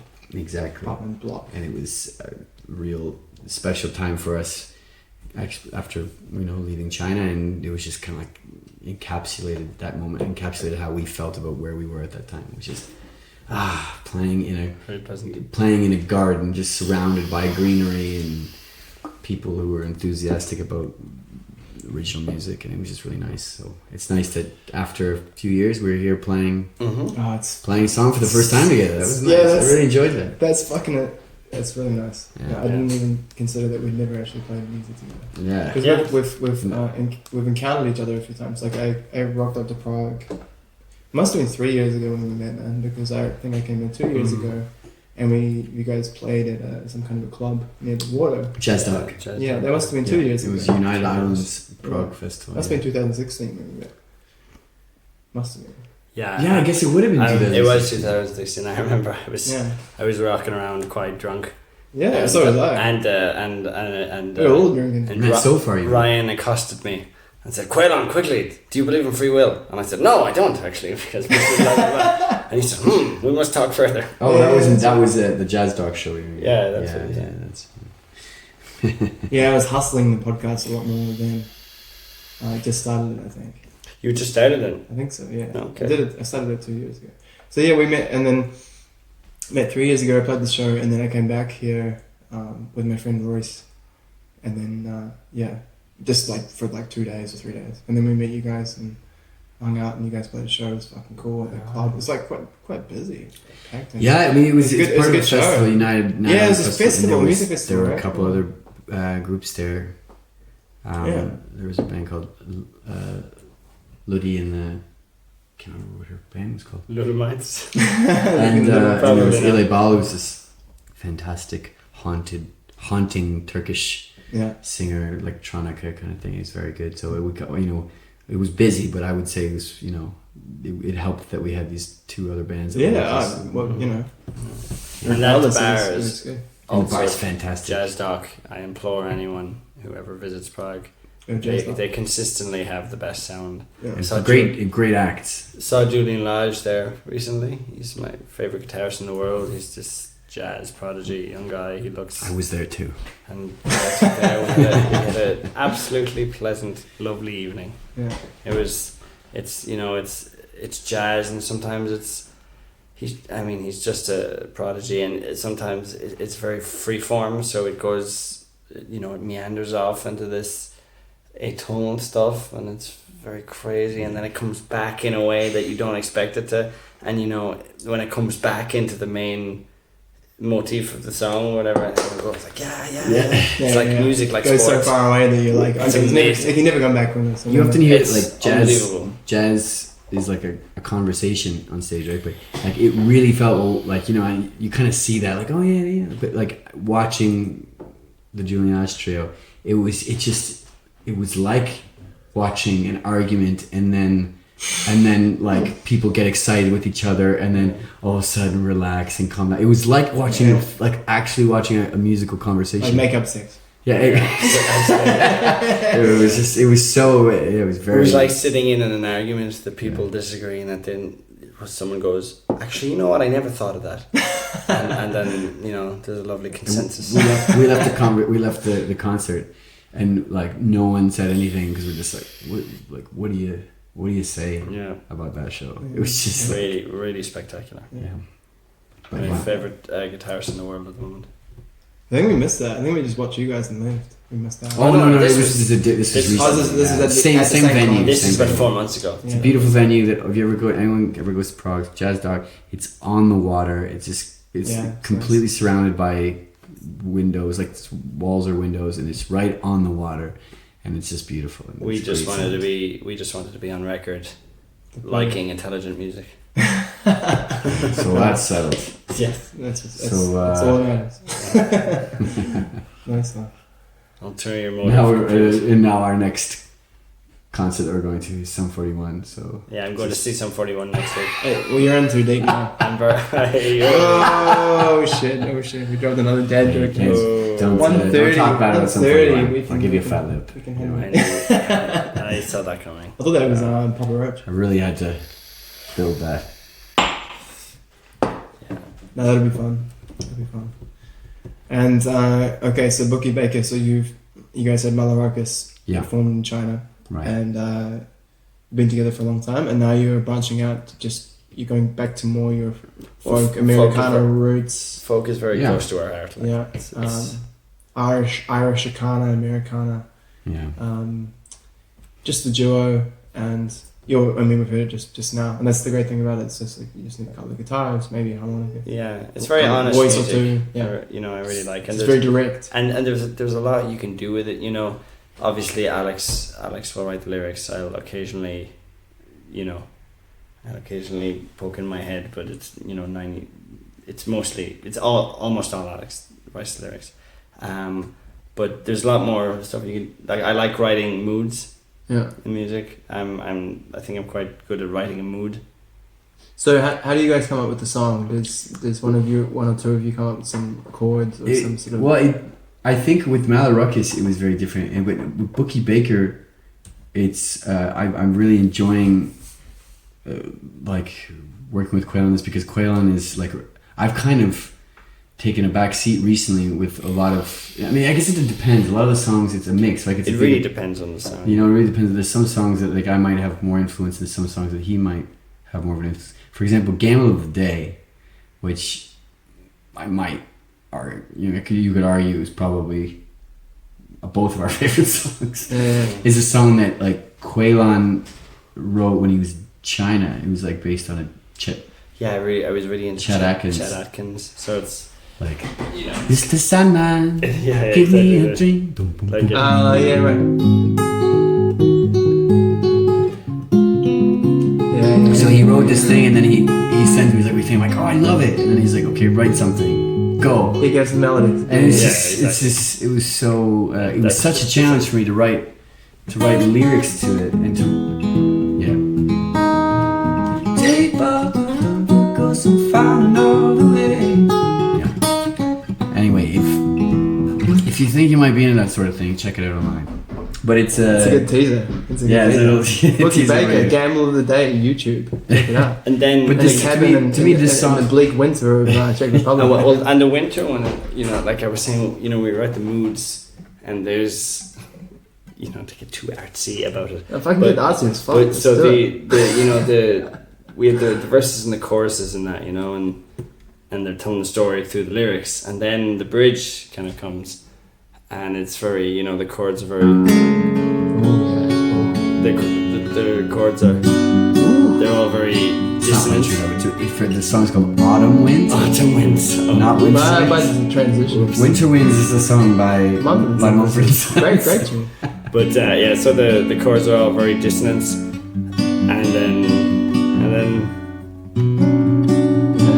and the first time there's like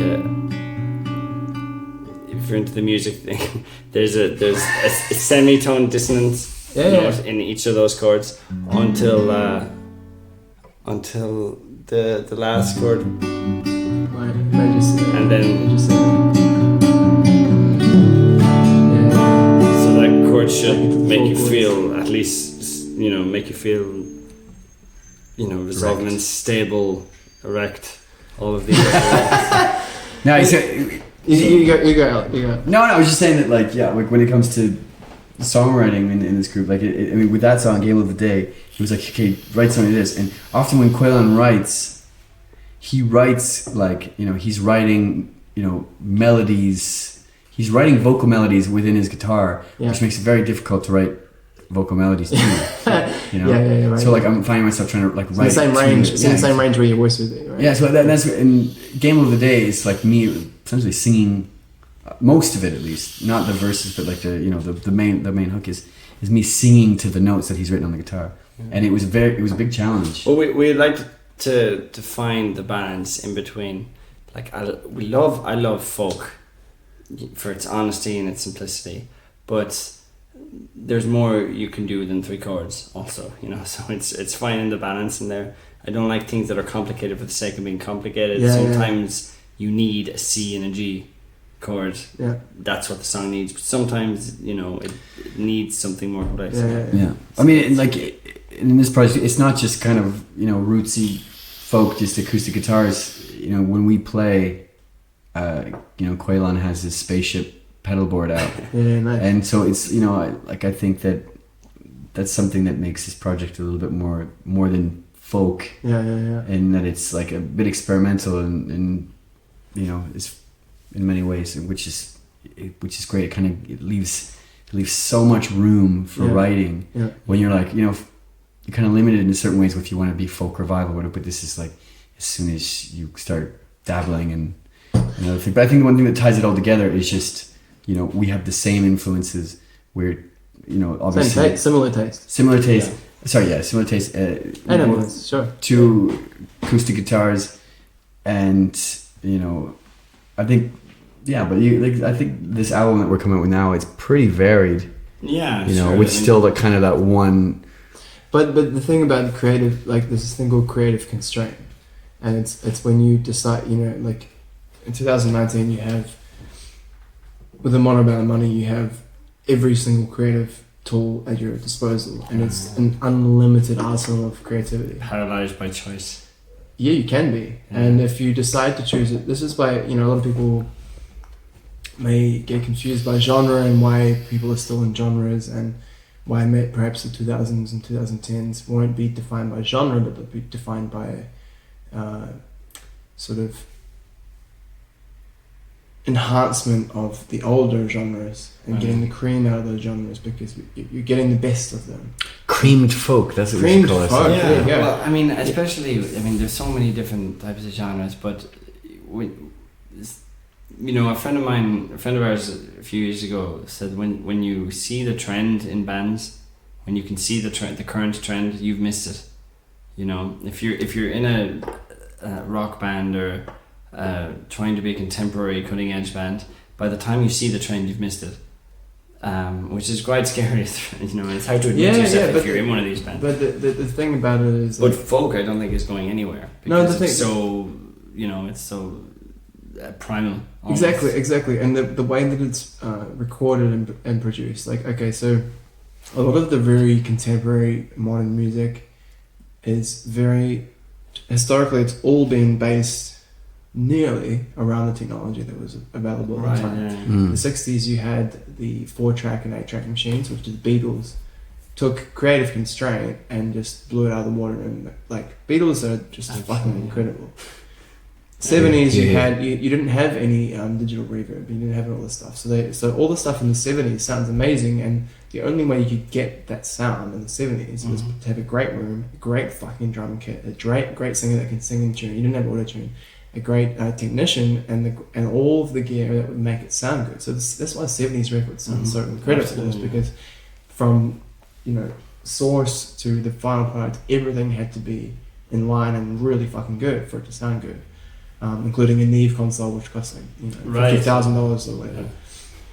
80s, then you had all the digital shit coming, you know, like all the digital reverbs and all this crazy shit, and that defined the genre, you know, like all the toms and all the fucking, you know, and the fact that you could multi-track up to, like, you know, maybe 24 or like 48 or 64 fucking tracks, and you can throw in like Def Leppard, like 70 harmonies and all this shit, you know, and then you got more mic technology. Everything came together in the 80s, and they like followed the technology. And then 90s, it was like a rejection, you know, like grunge, like fuck that shit, we want to be more real. And they did that, you know, like Pearl Jam, Nirvana, they did it, they kind of let it, but you know, if you actually read Kurt Cobain's lyrics, in my opinion, they don't make any sense. If you read like Cornell or Eddie Vedder's lyrics, they actually are Stone Temple Pilots. Or Stone Temple Pilots. Most of the other grunge people, apart from Nirvana, actually were trying to hit something lyrically.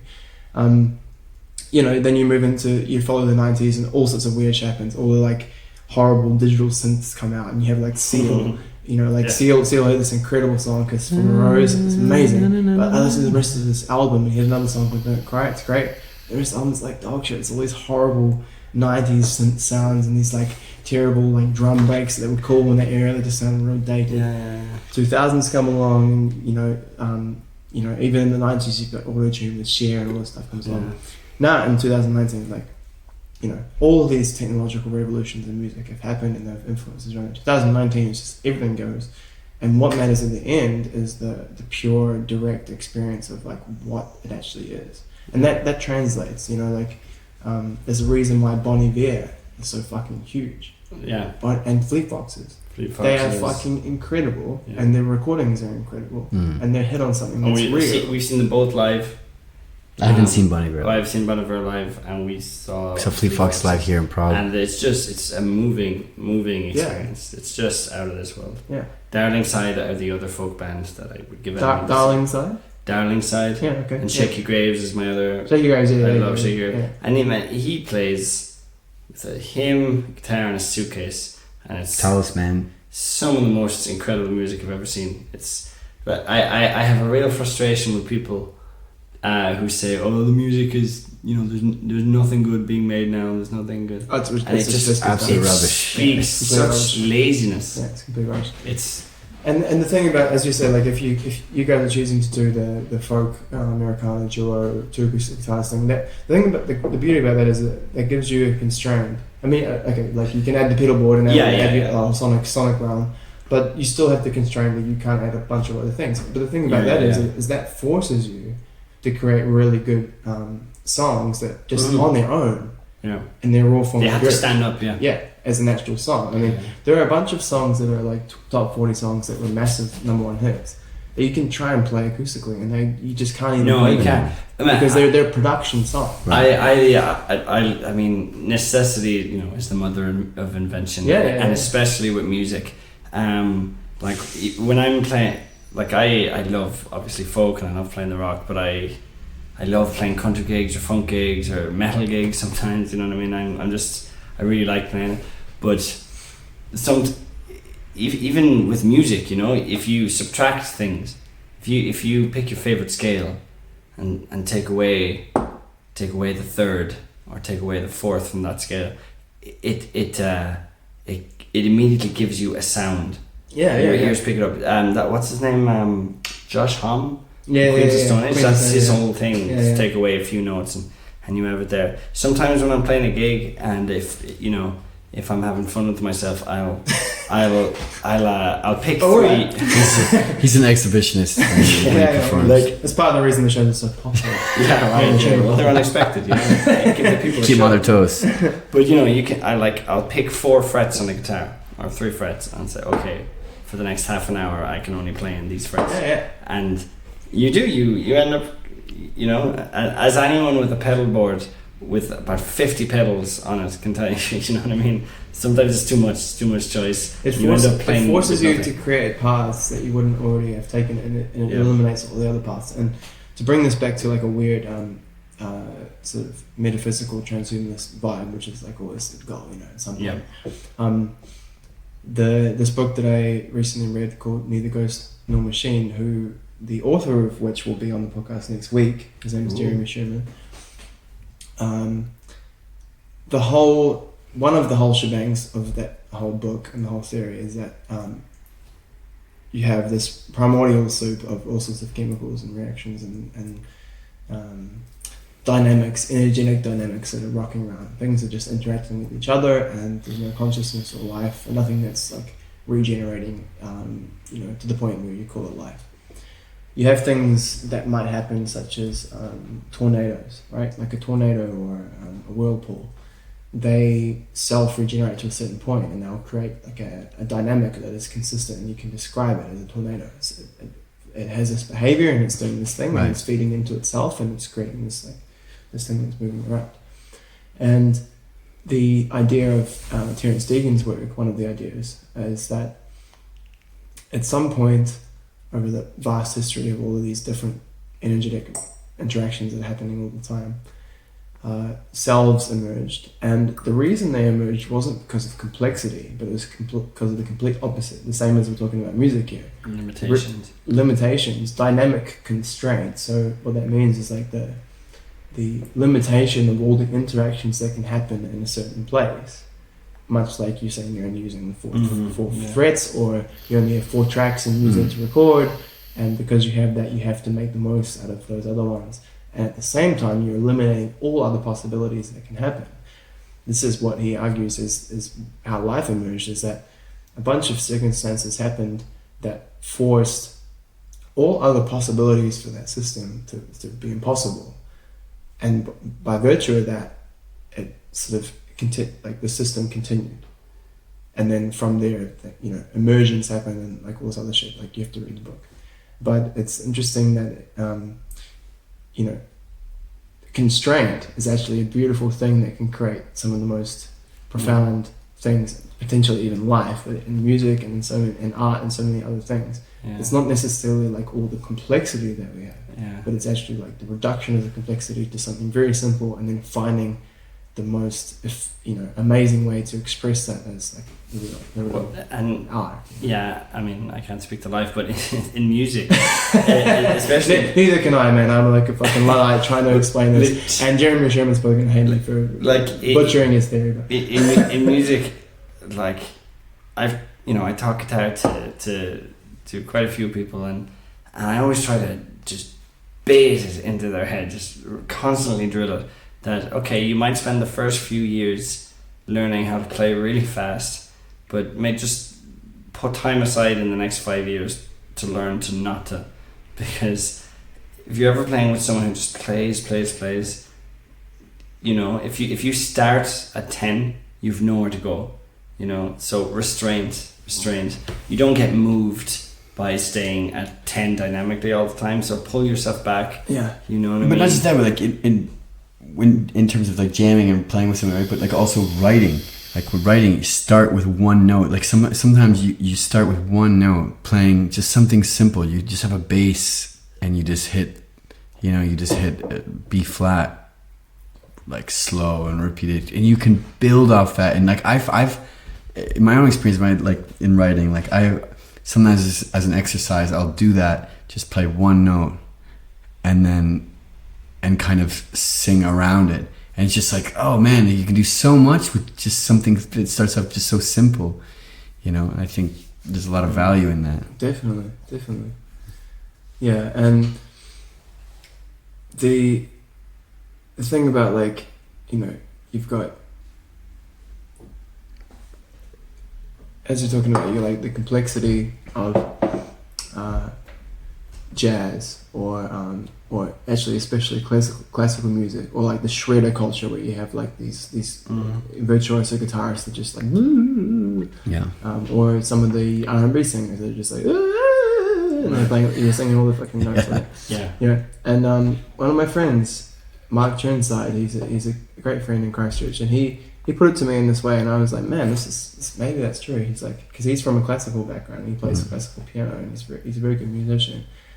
And he says, in the classical world, he's also a mathematician. He says, a lot of the classical world, not all of it, but a lot of the classical world in his experience, and also my experience, is that it's pattern recognition. It's a way of, like, in your group, you watch this classical performance, and it's a form of, I know that he played that, you know, minor 9 chord, sharp 5 or whatever, like flat 5, whatever, and I know he played that particular you know, like melodic minor scale, and it's like a bit of a status boost. Oh, I know that, so it's like an intellectual satisfaction, in the same way that if you solve a mathematical problem in a game, you get this little like dopamine hit. And that's like one way of experiencing music, and that might explain a lot of the like shred guitar stuff, some of the metal stuff, some of the really intense classical stuff. It's more of a problem solving and pattern recognition sort of satisfaction experience than on the other side, which I think is, for me, is like the true reason that music is the highest art form in my view, is that it's something that transcends like all things, and it makes you just feel something that you can never feel. But you can do either both. you can combine them. You're right. Yeah. You know, like as I said, I love metal. You know, the first 5 years I played guitar, I was just into metal. I had long hair. You know, me too. Thrash metal. Lamb of God, Metallica. Lamb of God. I was all, I loved it. and there's joy to be found in the technicality of it and the technical skill required, and you know you get Ian Malmsteen and and stuff. I do that. I mean, if you listen to the guy I was saying, Julian Lash, like he'll play just so fast, but then it could be the dynamically high part of the song. He'll do 3 notes. So there is a place for the speed and there is a place for the weird scales, but it's the combination of all that just moves you, and you think, oh my god, you know, it's 4 months later and I'm so speechless. And I mean, since I've got to know him, his music, I wish I knew him, but the way I've played has changed. Do you know what I mean? And it's quite incredible. It's kind of all my friends who are really into music, it's kind of, it would be useless to interview any of us because we all get quite speechless and reticent when we start talking about our favorite musicians. There's a lot of, well, they're just he's just she's, oh god. So who's your favorite? Do you have like a one-time favorite, Alex? I don't know if I do, like a musician. No, I mean, like through periods of my life, I could definitely say, oh, at this age, this person was my. But like now, I don't. Like, you know, I have a favorite lyricist now. I would say, like, I'm really. Who's that? I would say right now, I think my favorite lyricist is Father John Misty. I don't know if you're familiar. I think that he's the most. I don't know. He's the most necessary and bold and brave and just brutally honest. And I dig his anger. And he's just a real joy to listen to. And for me, like before that, the other, like the only lyricist that, you know, that I've come across that was really stuck out for me in the same way that Father John Misty has was Conor Oberst in Bright Eyes. It's more specifically in the album Wide Awake It's Morning. And I was like, oh, his lyrics are so good. But Father John Misty is a whole other level for me, and for me, like right now, that's musically, he's, you know, not the person I would say I'm into the most right now, but like lyrically, yes. I think that's the only like kind of the only category that I could say right now that there's somebody that it's ahead for me. You know, when it comes to music, it's harder for me to. It's too much. I mean, who's your favorite musician? What day of the week? Yeah, exactly. What hour of the day or the week? What hour of the day? What? Yeah, exactly. How are you feeling? I jump between. Okay, today I'm listening to Father John Misty, or you know, soft jazz, or you know, folk music, or Rick Astley's tomorrow could debut be album. Yeah. Who? Rick Astley. Don't get Caolan started. Right. Okay, so I have to say, my favorite fact about Rick Astley, Never Gonna Give You Up. That guy, right? Have you ever seen his discography, his single releases? Yeah. Okay, so I don't know. This is one of my favorite facts in the world. I don't know what year he released Never Gonna Give You Up. Let's call it 1986 for fun. Yeah, sure. Right. So Alex is pulling it up. I'm pulling it up. Yeah. Up until then, all his single releases were. Actually, Alex, you okay? Pulling it up. Up until then, all his single releases were something along the lines of "Never Gonna Give You Up," "Love Will Never Die," "I Am Yours," "Better Together," "We're Gonna Make It," or something. Yeah. And then the same year he released "Never Gonna Give You Up." The following year, and every release since then, all his songs are called something like "Move Right Out," "Never Knew Love," "Hopelessly," "Lights Out," "Goodbye." Sorry, I'm like "Giving Up on Love." So there was this like people. Who hurt you, Rick Astley? What happened? What happened that year? What year was it? What year was it, Alex? 89. 89. Whoa. So no, wait. Yeah, 89. So my cry for help. Who are you, Rick? My theory is that the one-hit wonder of Never Gonna Give You Up, you know, put a wedge between him and this woman. I think we need to get him on the podcast. We need to try our best. We need to get Rick, to the bottom of are you this. out there, Rick? Rick, if you're listening, come on the podcast. I'm on the podcast, Rick. We'll sort you out, man. I have another story about Rick Astley, which I don't know if it's true, and I won't name the person involved just in case I've got the memory completely wrong, but I'm pretty sure I got it right. We had a tutor at studying music. We had a tutor at music school who worked with Pink Floyd, Gary Moore, the guitarist, like blew his ear out because he was fixing an amp, and then Gary Moore like unplugged his guitar and it like blew up, and he's got titanium in his ear now. Blew his ear.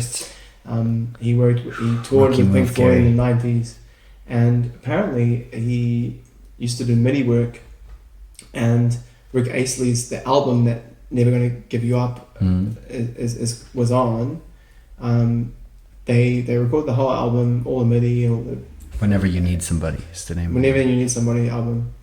I don't know if this is true, but it's a fucking great story either way. Apparently they recorded this whole album. This particular person programmed a lot of the MIDI and drums and was just like a general studio hand. And they finished, there were like 2 or 3 master tapes of the album. Studio burned to the ground with all the master tapes. And they had to record the whole album, every track again. It's the ultimate Rickroll.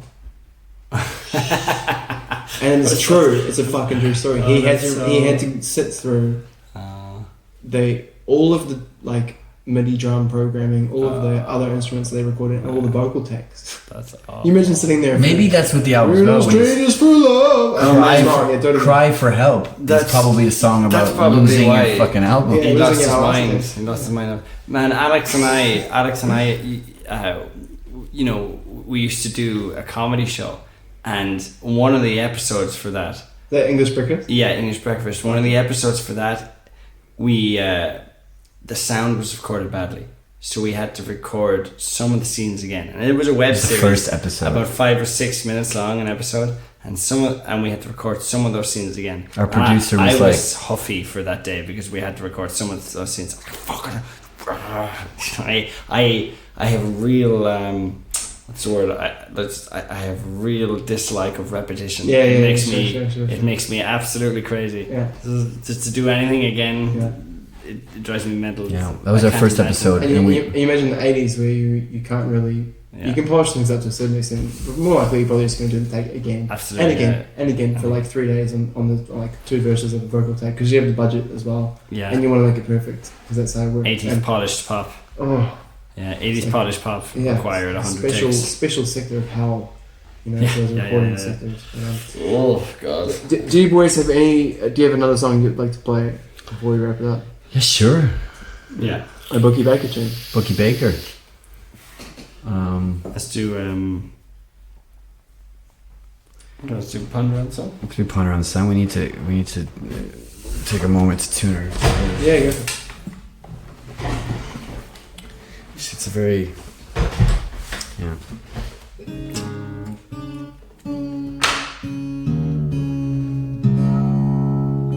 This song is in open C sharp. Open C sharp. Open C sharp.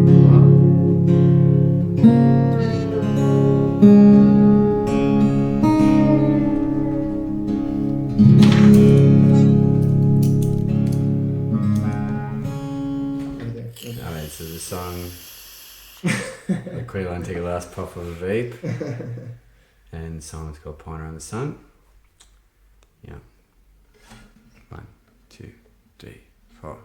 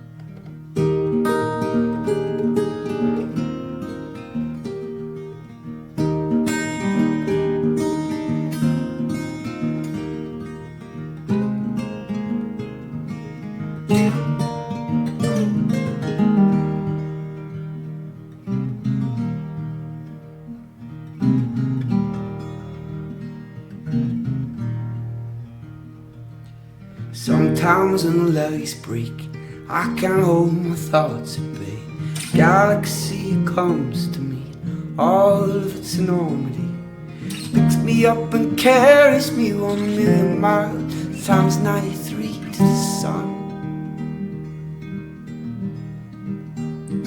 And I won't burn or be dropped in, just forced to take the plasma in, forced to question all I know in deathly silence to and fro. It's next for us, where will we go with smaller teeth, fewer toes to boot?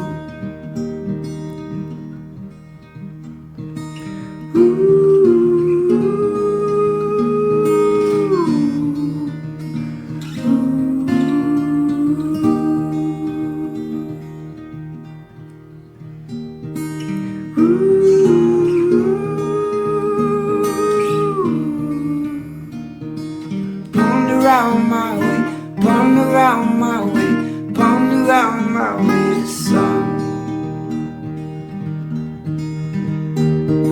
And will they dwell on Paul or John, or will those names be forgotten? Muhammad and the Rolling Stones, ideas turn to dust and bone. When those bones turn sediment, will there be a need for it? When I die, I hope they bury me just flesh and bone under a tree. I don't need a law degree to know that the authorities will bitch and moan and disagree, but every Roman certainly, yeah.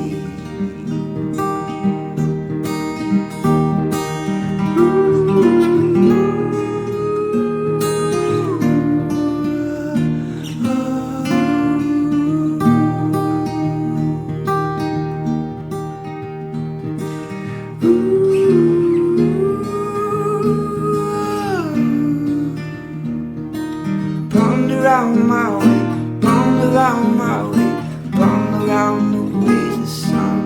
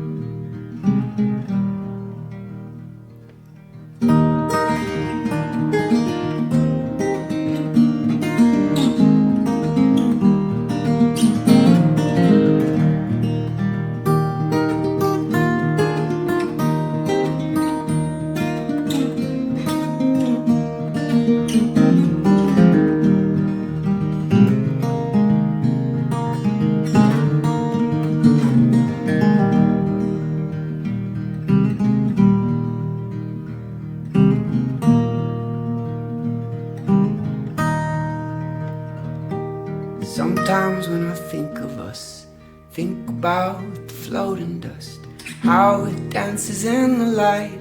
When I breathe, I think I might be breathing in the remnants of a man who used to ponder round the sun.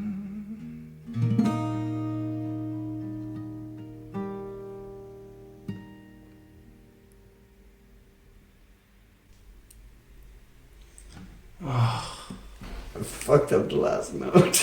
That was so good. Oh my god.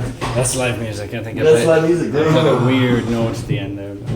I fucking adore Thank you. this shit. It's so good. Man. Thanks, man. Seriously. Well, if you've made it this far in the podcast, You're a trooper. you're a trooper. And I hope that's a little reward for you. Yes, it was an absolute golden nugget at the end of a 2.5 hour stint. So it's now 2:10 a.m. on a, what's today, Wednesday night. It's Thursday morning. Thursday morning. It still feels about 25 or 28 degrees. It's so hot. It's fucking hot. I hit a wall about an hour ago. I don't know if Yeah. you probably hear it in the podcast where I just go real silent real quick. We ran out of cold beer. We had warm beer. Lovely Pilsner, cool, but Really wanted to stand up.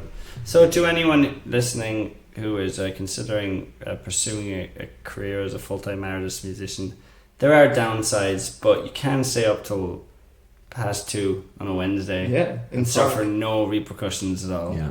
until the next day. People just, he's a musician. It's fine. It's expected of you. He sleeps in, but you Yes. know, it's what they do. That's what Yeah. they do. Well, how can people find Bookie Baker and Malaruckus online, boys? www.manaruckus.com or www.bookiebaker.com. See, You don't need to really I know. put the www I just part heard in. myself. I'm still from that era where you go. Well, no, but there's sometimes it's done. Yeah, I mean, just Sometimes it's done this, sometimes it's done the ME. Then It's http colon / www. twice. Two forward slashes. Yes. Let me start again. Let me start over. /S. So if you just Facebook like, and Instagram. Facebook and Instagram. Yeah. are the I mean, best places. Malaruckus, we've released a few things, but our first full-length album was released a year ago. We've got like 4 or 5 music videos out. It's on Spotify or on iTunes. We're kind of everywhere. Bookie Baker's a very new project. We have nothing released as far as studio recordings go. We're working on that right now. We're very excited. We have, I'd say about 12 or so songs in the works. Maybe right now about 10.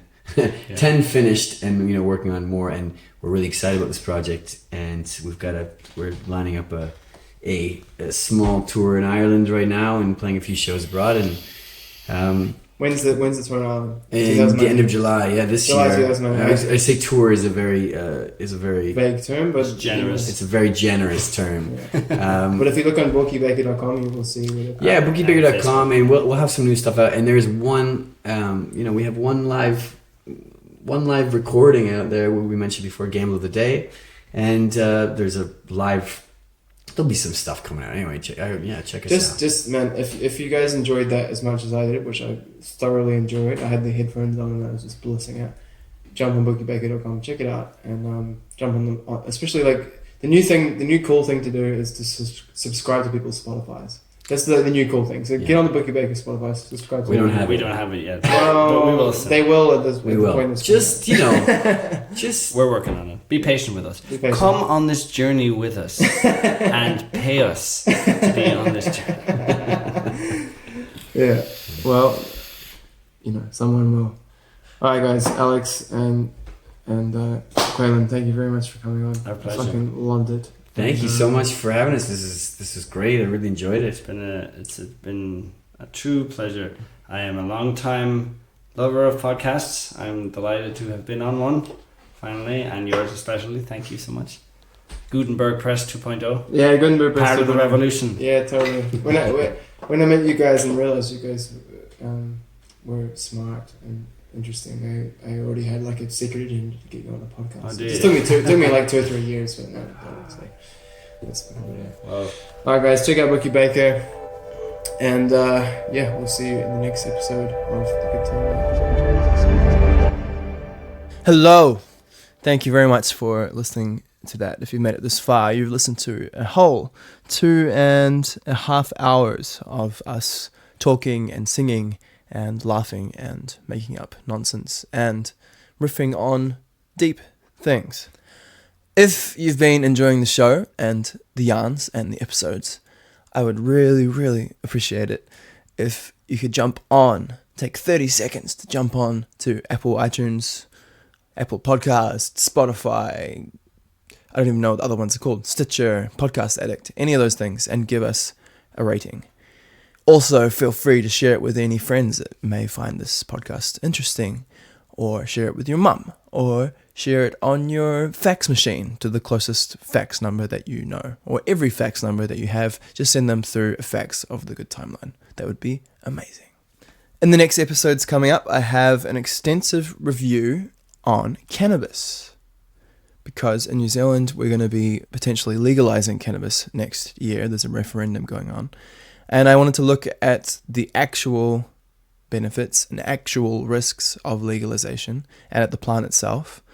It was really a deep dive into an interesting rabbit hole. So I'm also going to be launching a writing section of The Good Timeline, which will be published on the website, which will have a large article on cannabis and legalization, and will also contain other philosophical, quasi-spiritual writings by myself and other friends.